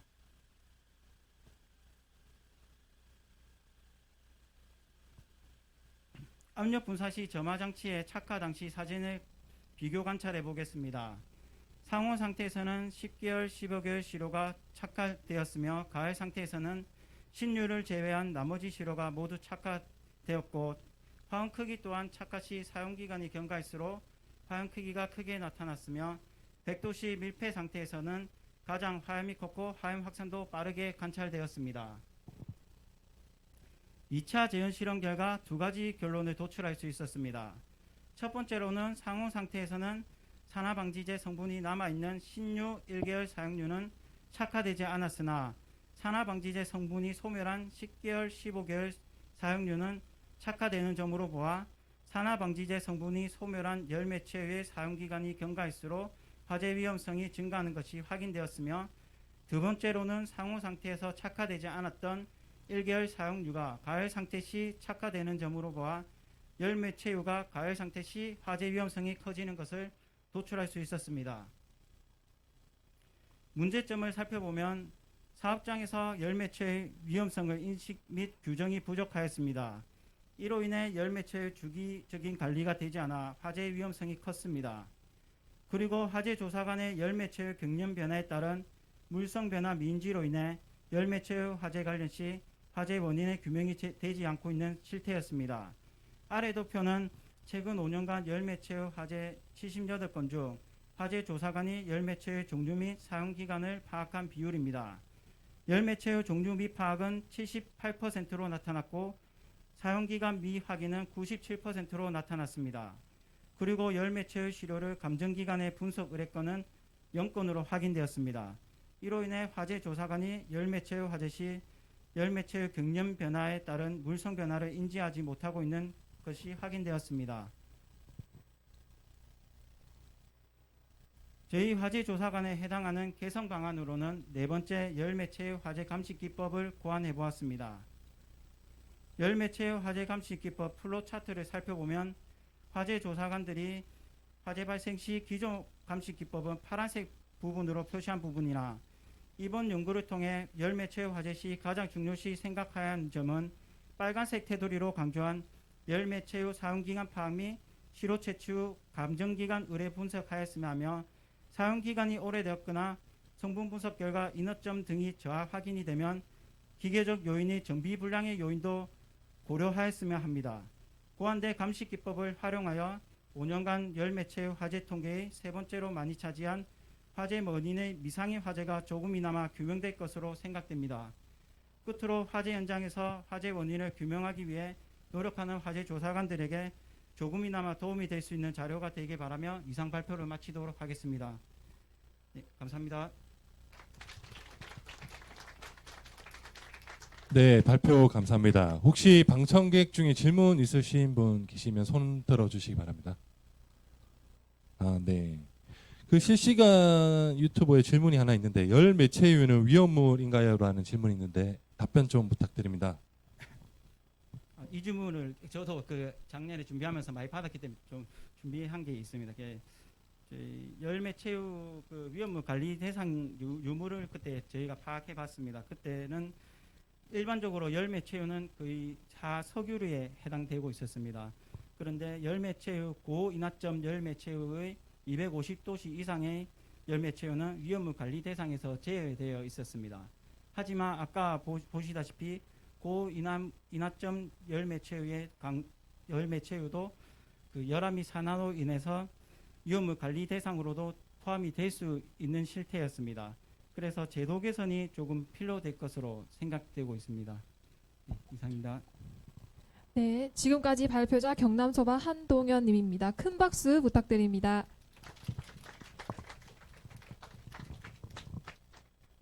네, 이제 마지막 발표만 남았습니다. 발표자는 경북소방 안영동님의 발표가 있겠습니다. 발표 내용은 렌즈 효과에 의한 화재 조사 사례입니다. 네, 반갑습니다. 경북 상주소방서에서 온 화재 조사관이고요. 저도 한 10년 정도 이쪽에서 지금 먹고 살고 있습니다. 반갑습니다. 일단 한번 들어보시고요.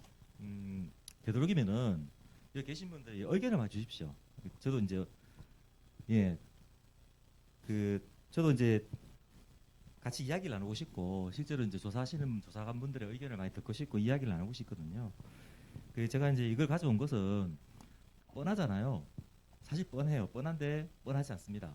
그리고 생각해 볼 점이 많아요. 그리고 저도 잘 모르는 점이 많은데 같이 한번 둘러보면서 그리고 시간이 지금 많이 됐기 때문에 빨리빨리 진행하도록 하겠습니다. 요건 좀 자세히 볼 필요가 있습니다. 작년이고요. 8월 6일입니다. 시간은 15시 54분에 최초 신고가 됐어요. 그리고 소유자가 3시 24분 그러니까 54분에 최초 신고됐는데 24분경에 나갈 때는 특이사항이 없었답니다. 그리고 최초 신고자는 평상 쪽에서 검은 연기 보고 이제 신고했어요. 그리고 뭐 재산 피해는 별거 없습니다. 요소수, 선풍기, 마늘, 양파 이런 거 탔고요. 건물 내에 CCTV가 있었지만은 작동되지 않았습니다. 그 기상 상태 요거는 제가 뒤에 다시 말씀드릴게요. 이것도 제가 어제 봐서 이게 저기 중요한데요. 그 일사량이 중요한데 일사량을 보는 방법이 있더라고요. 저도 몰랐습니다. 어제 처음 알았어요. 일사량을 정확하게 제공하는 기상청에서 제공합니다. 이것도 시간 있으면 어떻게 보는지 제가 말씀을 드리겠습니다. 장소는 보면 이 방향이 정남향이에요. 여기 지금 화살표 있는 부분에서 화재가 발생했고요. 이게 배치도인데요. 전기가 지금 전봇대라 여기서 들어와서 사무실에 차단기를 하나 거쳐서 평상 쪽으로 가는 이런 형태입니다. 별건 없습니다. 그리고 좌측에 자동차 한 대 서 있었고요. 평상이 2개인데 바깥쪽에 있는 평상에서 화재가 발생한 그런 상황입니다. 이 화재는 실제로 제가 조사한 게 아닙니다. 경북에서 했던 그 사례를 제가 받아서 한번 좀 같이 봤으면 싶어서 가져온 거니까 한번 같이 보시죠. 그리고 지금 사진이 조명 때문에 좀 어두운데 감안하고 좀 보셔야 될 거예요. 제가 설명을 드릴게요. 이게 좌측에 있는 컨테이너고 컨테이너 앞에 그 샌드위치 패널로 비가림을 만들어 놓은 겁니다. 그리고 그 밑에 지금 평상이 두 개가 보여요. 그리고 위에 지금 물병 같이 보이는 게 요소수 통입니다. 요소수 통이고 그리고 좀 탔어요. 그리고 종이 골판지 종이 박스가 보이고 오일통도 보입니다. 이게 이제 중장비를 사용하다 보니까 이런 것들이 있습니다. 이게 이제 좌측으로 와서 본 거고요. 현 똑같습니다. 탄 건 별거 없죠. 그리고 이제 평상 위에 탄화된 자국이 보이고 그리고 양파 뭐 이런 것도 보이고요. 예. 그리고 예. 그리고 중간에 보면은 예, 노란 선으로 이제 전기선이 하나 보여요. 이게 VCTF 예. 3C 2.5 스퀘어 정도 되는 전선으로 추정되거든요. 뒤에서 한번 보여드릴게요. 그리고 이쪽에 보시면은 여기가 이제 중장비를 쓰다 보니까 이 에어 챔버거든요. 이게 브레이크 에어 챔버인데 열을 거 받고 소손되면 이것도 터집니다. 폭발해서 여기서 터진 자국이 보이더라고요. 그리고 이거는 요소수가 지금 소손된 형태예요. 그리고 아까 보셨던 그 전주에서 들어왔던 그 차단기가 좀 설치되어 있습니다. 이 부분도 시간이 되면 오늘 차단기에 대해서 제가 알고 있는 부분에 대해서는 화재 조사관들이 차단기에 특히 배선용 차단기 이건 누전 겸용이거든요. 배선용 차단기에 대해서 반드시 알았으면 하는 부분에 대해서 좀 언급할 수 있으면 시간이 있으면 알려드리고 갔으면 합니다. 일단 터립이 됐습니다. 작동이 된 거죠. 그리고 이게 평상 위에서 발견된 배선이에요. 예, 노란색의 배선 맞죠? 누가 보더라도 예, 전기적인 어떤 용훈으로 보이죠. 예, 이거 뭐 토치나 이런 걸 만들어낼 수 없잖아요. 합선 내지는 단락이라는 것들이 일어난 겁니다. 일어난 현장입니다. 이렇게 일어났고요. 이렇게 이제 그 자세히 받는 흔적입니다. 요게 전기 배선이 들어오는 거고요. 그리고 예, 노란 배선이 보이죠. 여기 요 부탄 가스 캔으로 보여요. 예, 탔는 캔으로 보이고. 그리고 좌측에 이쪽 이 부분에서 이제 그 전기적 용건이 나온 위치입니다. 정확한 위치예요. 위치고 예, 선풍기도 보이고 뭐 간단합니다. 이렇게 있는 평상일 뿐이에요. 그리고 우측에 있는 목재가 좀 탄화된 흔적이 보이죠. 예. 이 상태에서 만약에 여러분들이 현장에 갔다 그러면은 더 이상의 정보가 없어요. CCTV도 실내에 옥내에 있는 CCTV는 지키지 않았습니다. 이 상태 같으면 저는 어떻게 결론을 내릴까요? 그럼? 저는 아주 쉽게 정기적 연료를 갈 것 같습니다. 진짜 이거 또 누가 보다가 정기적이 맞잖아요. 발화점에서 단락이 나왔고 전기 투입됐고 주변에 아무것도 없어요. 델만 같은 데 아무도 없습니다. 근데 이제 여기서 앞거 처음에 보셨을 때 좌측에 그 차량이 서 있었잖아요. 이 차량에 블랙박스가 있었습니다. 블랙박스가 이 블랙박스가 처음부터 끝까지 다 찍혔어요. 이게 한 40분 분량인데 제가 빨리 보려고 그 중에 중요한 것만 제가 챙겨왔습니다. 그래서 이 화재가 처음부터 해서 화재 조사관이 도착할 때까지 어떻게 진행되는가 보시고 이게 수렴 화재뿐인 말이 아닙니다. 수렴 화재하고 그 미소 화원이 똑같아요. 미소 화원 자체도 보면은 점화원을 발견할 수가 없잖아요. 담배도 똑같습니다. 담배도 거의 똑같거든요. 이런 미소 화원의 어떤 영향을 받았던 현장 같은 경우 조사관이 과연 어떤 걸 조심해야 될지 보시고 이 영상을 보시면은 대체로 좀 이해가 됩니다. 한번 볼까요? 네, 이제 훈소가 진행되는 건데요. 이게 좀 빨리 볼게요. 저 오른쪽 이 부분에서 지금 일어나고 있는데 잘 안 보이죠? 이 화면에 흐려서 잘 안 보일 겁니다. 이 부분에서 지금 아제링이 같이 살살 보입니다. 예, 좋은 화면으로 보면 보여요. 지금 이게 잠깐만요. 바로 이게 이게 훈소가 되다가 바람도 살살 불고 훈소 되다가 연기가 올라오죠. 이제 불꽃 연소로 진행이 됩니다. 저도 빨리 갈게요.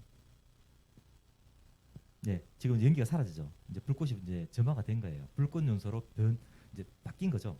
그래서 오른쪽 부분에 이제 불꽃이 보이기 시작합니다. 불꽃 연소가 시작됐어요.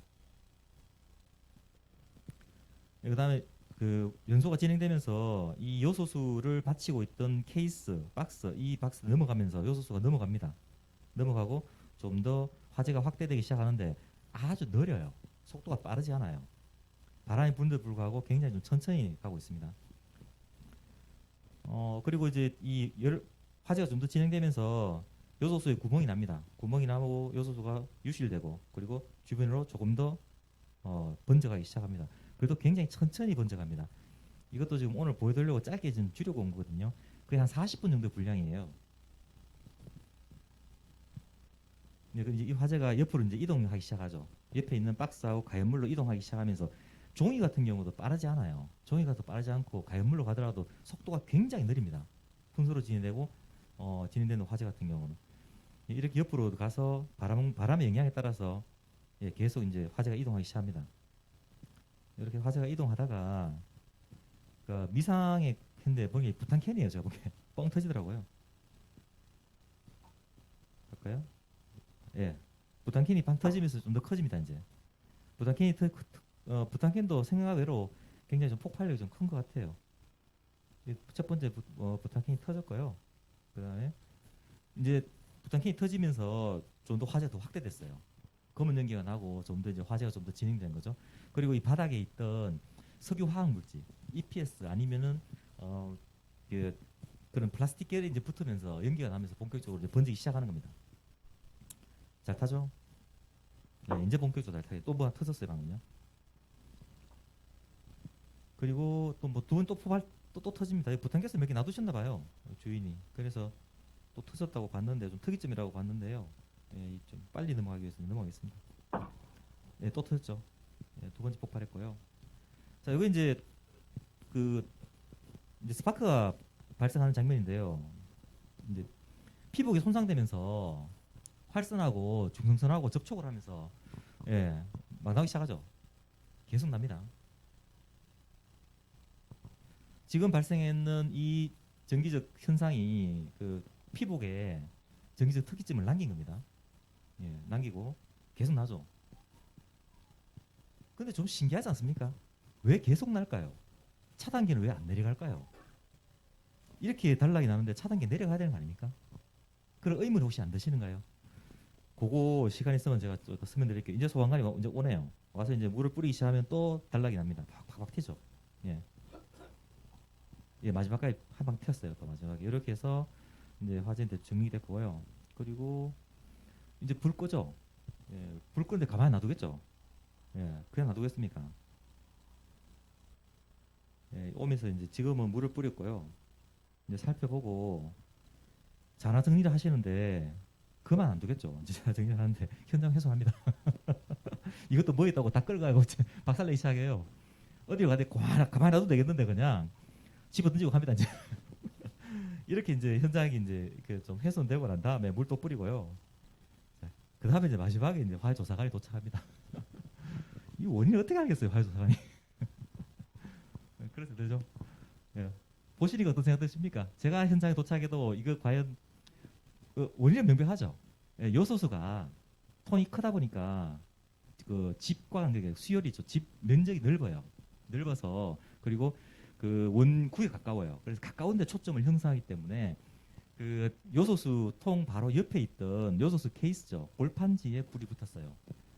골판지에 최초 착화되면서 지금 바람이 꽤 있거든요.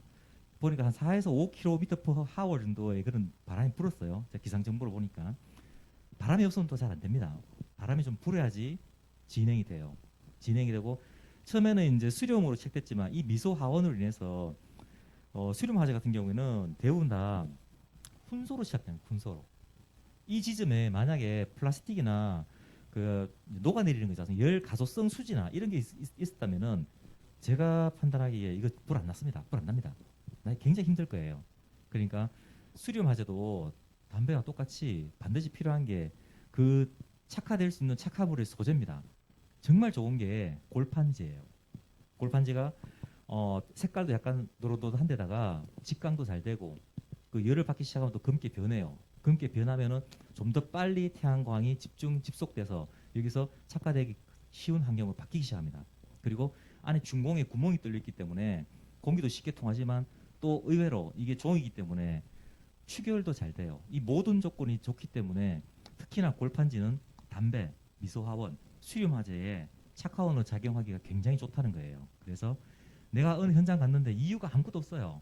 정말 이유가 없고 봤더만은 뭐 이런 게 보인다 하면 의심할 필요가 있는데 또 하나 봐야 될 게 제가 이제 이걸 보면서 조사관이 이 조사 쓸 때 이거 말고 이제 상주에 있었던 그 사례에서는 기상 자료도 굉장히 좀 첨부하지만 그 환경이 과연 햇빛이 정상적으로 들어올 수 있는가를 보기 위해서 이 스케치업을 사용해서 이 모델링을 합니다.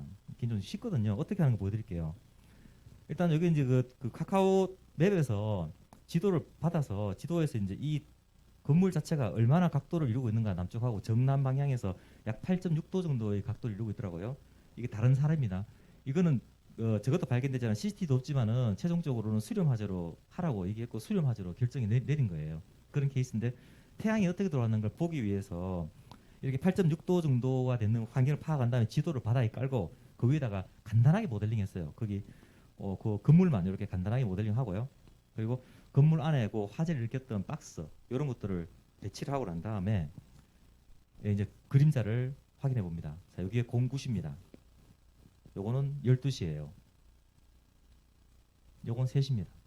이제 요거를 모델링 했는 것들을 위도하고 시간, 정보를 정확하게 넣으면은 스케치업에서는 모델링이 가능해요. 그래서 여기가 분명히 커튼을 내려놨다 그랬는데 커튼이 다 내려온 게 아니고 커튼을 한 3분의 2까지는 내려놓으셨더라고요.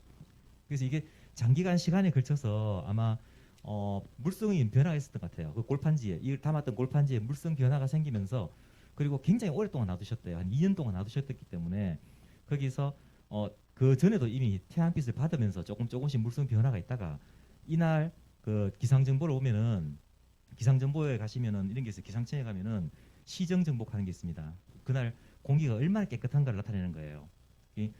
다 되는 건 아니고 기상청 아마 정보 보잖아요. 상세 정보 가시면은 그거는 기계가 자동으로 측정하는 거고 사람이 근무하는 곳에서 이 시정 정보하고 울량, 구름의 정보를 얻을 수 있어요. 몇 군데가 있어요. 상준당이 있더라고요. 있어서 그날 보니까 시정은 무려 20km 이상이 나왔어요. 정말 깨끗했다는 거죠. 그리고 울량하고 아예 하늘에 구름 한 점 없던 날이었습니다. 굉장히 깨끗했던 그런 날이었어요. 습도는 약간 높았지만은 이게 실외였으면 좀 힘들 수 있습니다. 이 습도 때문에. 습도는 또 산란을 일으키거든요. 근데 실내였어요. 창문 바로 밑이었고 여러 가지 조건들이 그 기상 조건도 아주 좋은 조건이 있다는 것을 확인할 수 있어 이것도 조사서에 객관적인 자료로 첨부하라고 얘기했습니다. 이 모델링하고 이렇게 첨부를 했어요. 이걸 한번 보여드리고 싶었고요.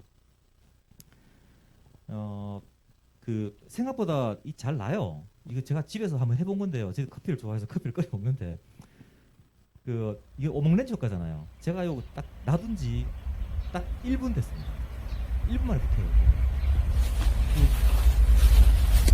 골판지 이상으로 정말 좋은 게 커피가루입니다. 커피가루는 색깔도 그렇잖아요. 집속이 잘 되는 그런 재료고 안에 커피가루기 때문에 중공 구멍도 있어요. 훈소가 되기 너무너무 좋은 겁니다. 살짝만 가도 바로 불이 붙어요. 이렇게 이래 놔두고 제가 5분인가 있으니까 불꽃이 올라오더라고요. 오를 정도 되고 밑에 스테인리스 밑에 용기 바닥이 검게 변해요. 그 정도 열이 세요. 생각외로 의외로 잘 발생한다는 거고요. 그리고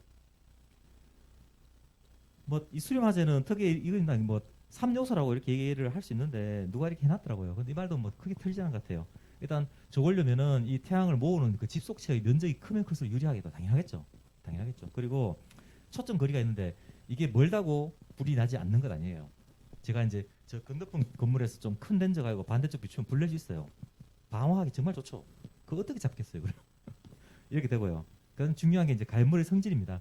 저희들이 볼 수 있는 거는 그 입사체하고 가연물의 성질에 대해서 봐야 되는데 아까 제가 말씀드렸듯이 과연 그게 훈소가 가능한 물질인가 이걸 아주 유심히 살펴봐야 된다는 그런 내용입니다. 그거고요. 아까 그 기상 정보도 상세히 봐야 된다는 것도 말씀드렸고요. 기상 정보 볼까요, 한번요? 네, 이게 일산의 정보가 그 날씨 마룩하는 게 기상청에서 제공을 해요. 날씨 마룩하는 게 있는데 6번의 에너지 산업, 태양광 발전량을 예측하기 위해서 애들이 이걸 만들어놨어요.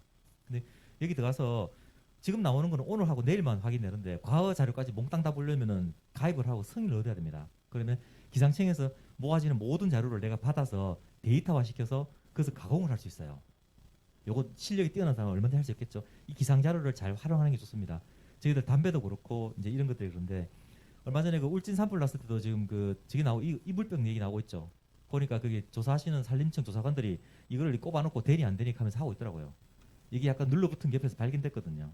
그래서 그 원인을 선배 담배로 찍었다가 이것도 가능하지 않냐고 그 얘기가 나오고 있는데 제가 요거는 조금 제 개인적으로는 좀 이렇게 가능성이 낮다고 보는 거는 실외고요. 실외인데 그 미국에서 이걸 실험을 해보니까 낙엽이나 외부에 있는 그런 데서 나기 위한 조건이 있어요. 진짜 실험을 많이 봤는데 온도 조건이 있습니다. 그 친구도 했을 때는 온도가 23도 이하 내리니까 불이 안 붙더래요. 온도 첫 번째. 그 낙엽이나 이런 데 외부에서 불이 나게 담뱃불로 불이 나기 위한 조건을 얘기하는 겁니다. 온도가 23도가 넘어야 돼요. 또 한 가지 조건은 습도입니다. 습도가 제가 정확하지 않은데 나중에 말씀드릴게요. 정확한데 습도가 몇 % 이상 되면은 절대로 불이 안 납니다. 불이 안 붙는데요. 그런 걸 봐서 그게 과연 요번에 울진 산불 그 길 도로변이 그런 추결과 어떤 조건이 됐을까? 사실 알 수 없어요. 제가 현장 안 봤기 때문에 그 현장이 충분히 그때 이제 시간 자체는 좀 오후였잖아요. 오전이 아니고 오후니까 이제 습도 조건은 됐을 것 같아요. 근데 시간이 제가 봤을 때 좀 일러가지고 이제 2월 달이었나요? 그때가 4월 있는 거 이제 그때 나서 이게 온도 조건을 과연 충족했을까? 야외에서 날 수 있는 온도 조건을 충족했을까에 대한 어떤 여기서 의심이 돼서 그 말을 완전 100% 믿지 못하겠는데 여러분들이 부산 주변에서도 만약에 산불이 난다.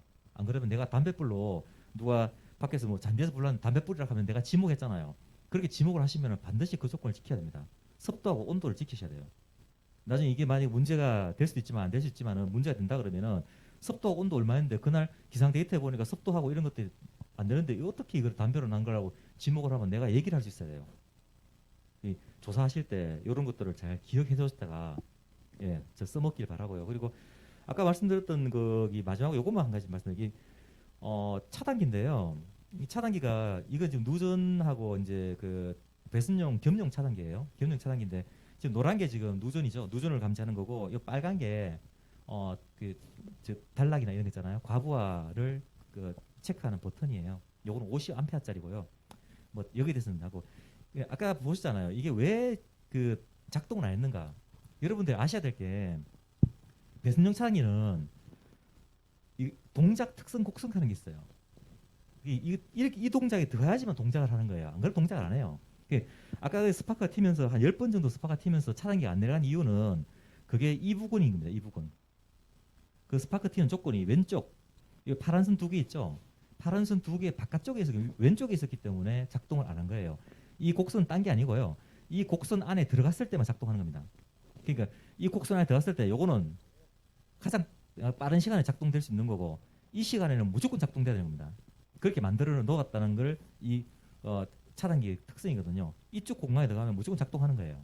그리고 요 구간은 이제 순시 트립이라 그래서 눈 깜빡할 사이에 떨어진다는 그런 뜻이고요. 그리고 최대의 차단시 요거는 단락 전류입니다. 단락 전류가 흘렀을 때는 바로 떨어지게 돼 있어요. 엄청난 그 고전류가 흐르기 때문에 전자석이 바로 떨어뜨려 버려요.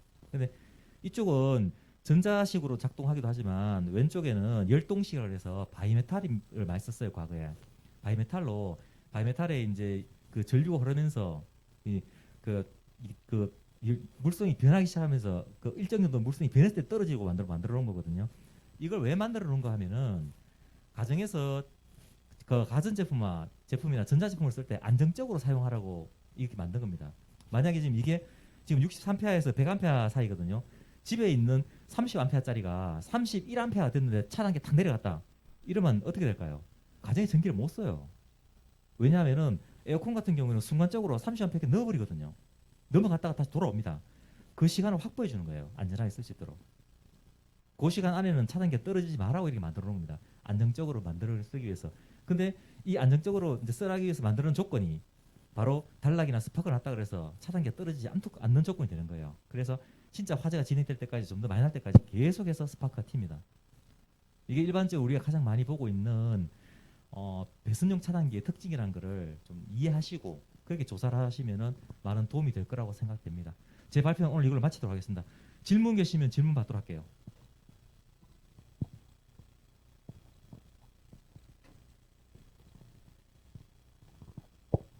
예, 반갑습니다. 부산 중부에서 근무하고 있습니다. 지금 수렴화재가 사실은 저희가 일반적으로 발견하기 어렵긴 한데 제가 그 오토바이를 타고 있거든요. 근데 지금 그 오토바이 동호회에서 어떤 사진들이 막 올라왔어요. 카올이 녹아내렸다고 이런 글들이 올라와서 제가 하나하나 보니까 공통점이 이제 사제로 앞에 윈드 스크린을 설치한 까만색 차량이더라고요.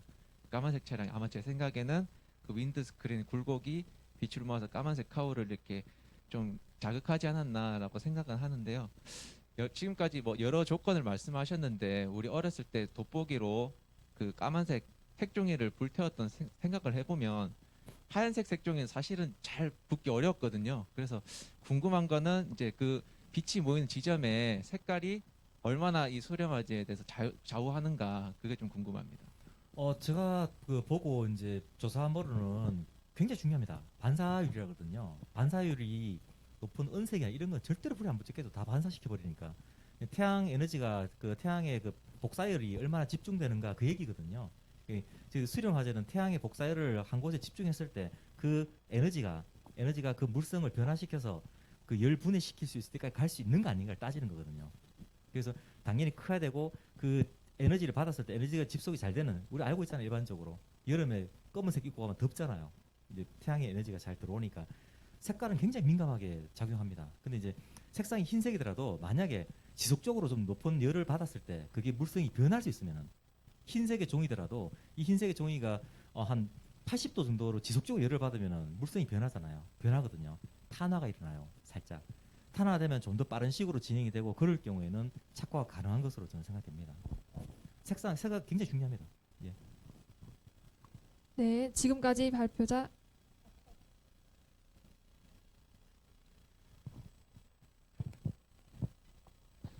아까 그 고등학교 여고에 있었는데 수렴 조건에 대해서는 설명이 없었던 것 같아요.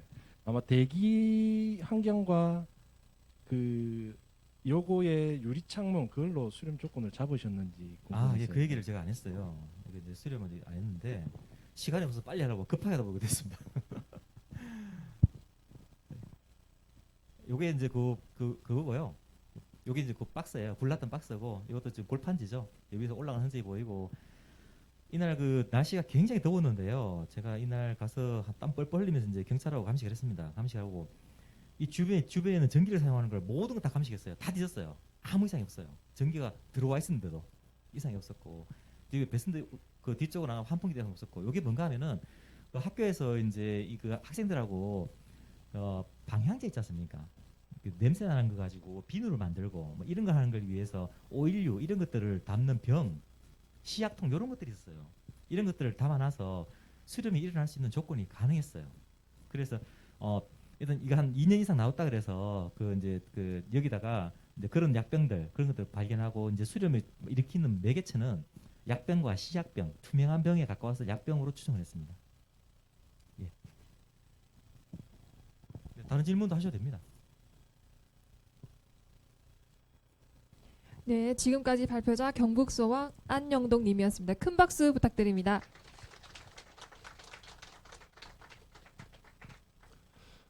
네, 이상 5명의 화재 조사 사례 전부를 살펴보았습니다. 김송희 반장님, 오늘 첫 진행이었는데 소감 어떠합니까? 네, 오늘 다양한 화재 조사 사례를 통해서 현장에선 항상 그 화재 조사관님들이 중심에 있다는 것을 알게 되었고요. 저도 기회가 된다면 다음에 꼭 도전해보고 싶습니다. 화재 조사관 김송희, 저도 기대하겠습니다. 이번 행사는 제1회로 경상권 위주로 화재 조사 사례 행사를 진행하였습니다. 저희 부산 소방에서는 다음 행사는 다른 지역 화재 조사관들을 초빙하여 화재 조사 사례 공유 워크숍을 진행할 예정입니다. 그리고 저희가 하반기 때는 국제 세미나도 준비를 하고 있습니다. 많은 기대 바랍니다. 김송희 반장님, 그때도 네. 같이 하시는 거죠? 네, 저는 무조건 오케이입니다. 네. 그럼 이상으로 제1회 전국 화재 조사 사례 공유 워크숍을 마치도록 하겠습니다. 지금까지 진행을 맡은 이재혁, 김송희였습니다. 감사합니다.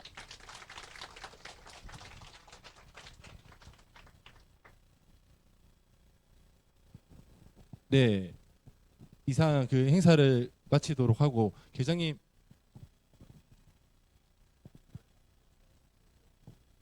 네, 지금 밑에 차가 기다리고 있다고 하니까 간단하게 좀. 자, 오늘 그 행사 진행하신 분들 자 나와 보십시오. 나와 보셔가지고 오늘 그 행사를 진행하신 분들이 저 안에 나오셔가지고 이렇게 인사드리고, 그리고 울산, 경남, 그다음에 대구도 오셨어요. 대구, 경부, 먼 길 오시는데 고생이 많으셨고, 그다음에 오늘 어땠습니까? 저희들이 안 가보는 길을 이렇게 뭐 부산에서 첫 발을 한번 디뎌봤는데, 아마 뭐 첫 발이다 보니까는, 첫 길이다 보니까는 진행 자체라든지 모든 게 뭐 그렇게 싹 매끄럽지는 못했을 겁니다. 그런데 이런 계기가 앞으로 좋은 계기가 돼가지고 화재 조사 쪽 이런 쪽에 조금 더 전문화되고 가되는데 하나의 밑거름이 됐으면 하는 바람입니다. 그리고 이번에 행사 진행한다고 우리 고생하신 분들 인사드릴 테니까 뜨거운 박수 한번 부탁드리겠습니다. 자, 경례.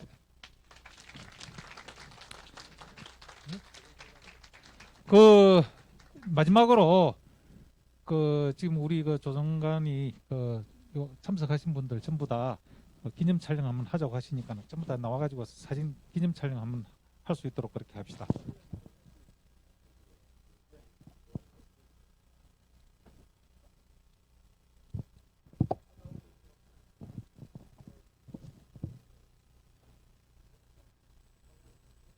이제 이거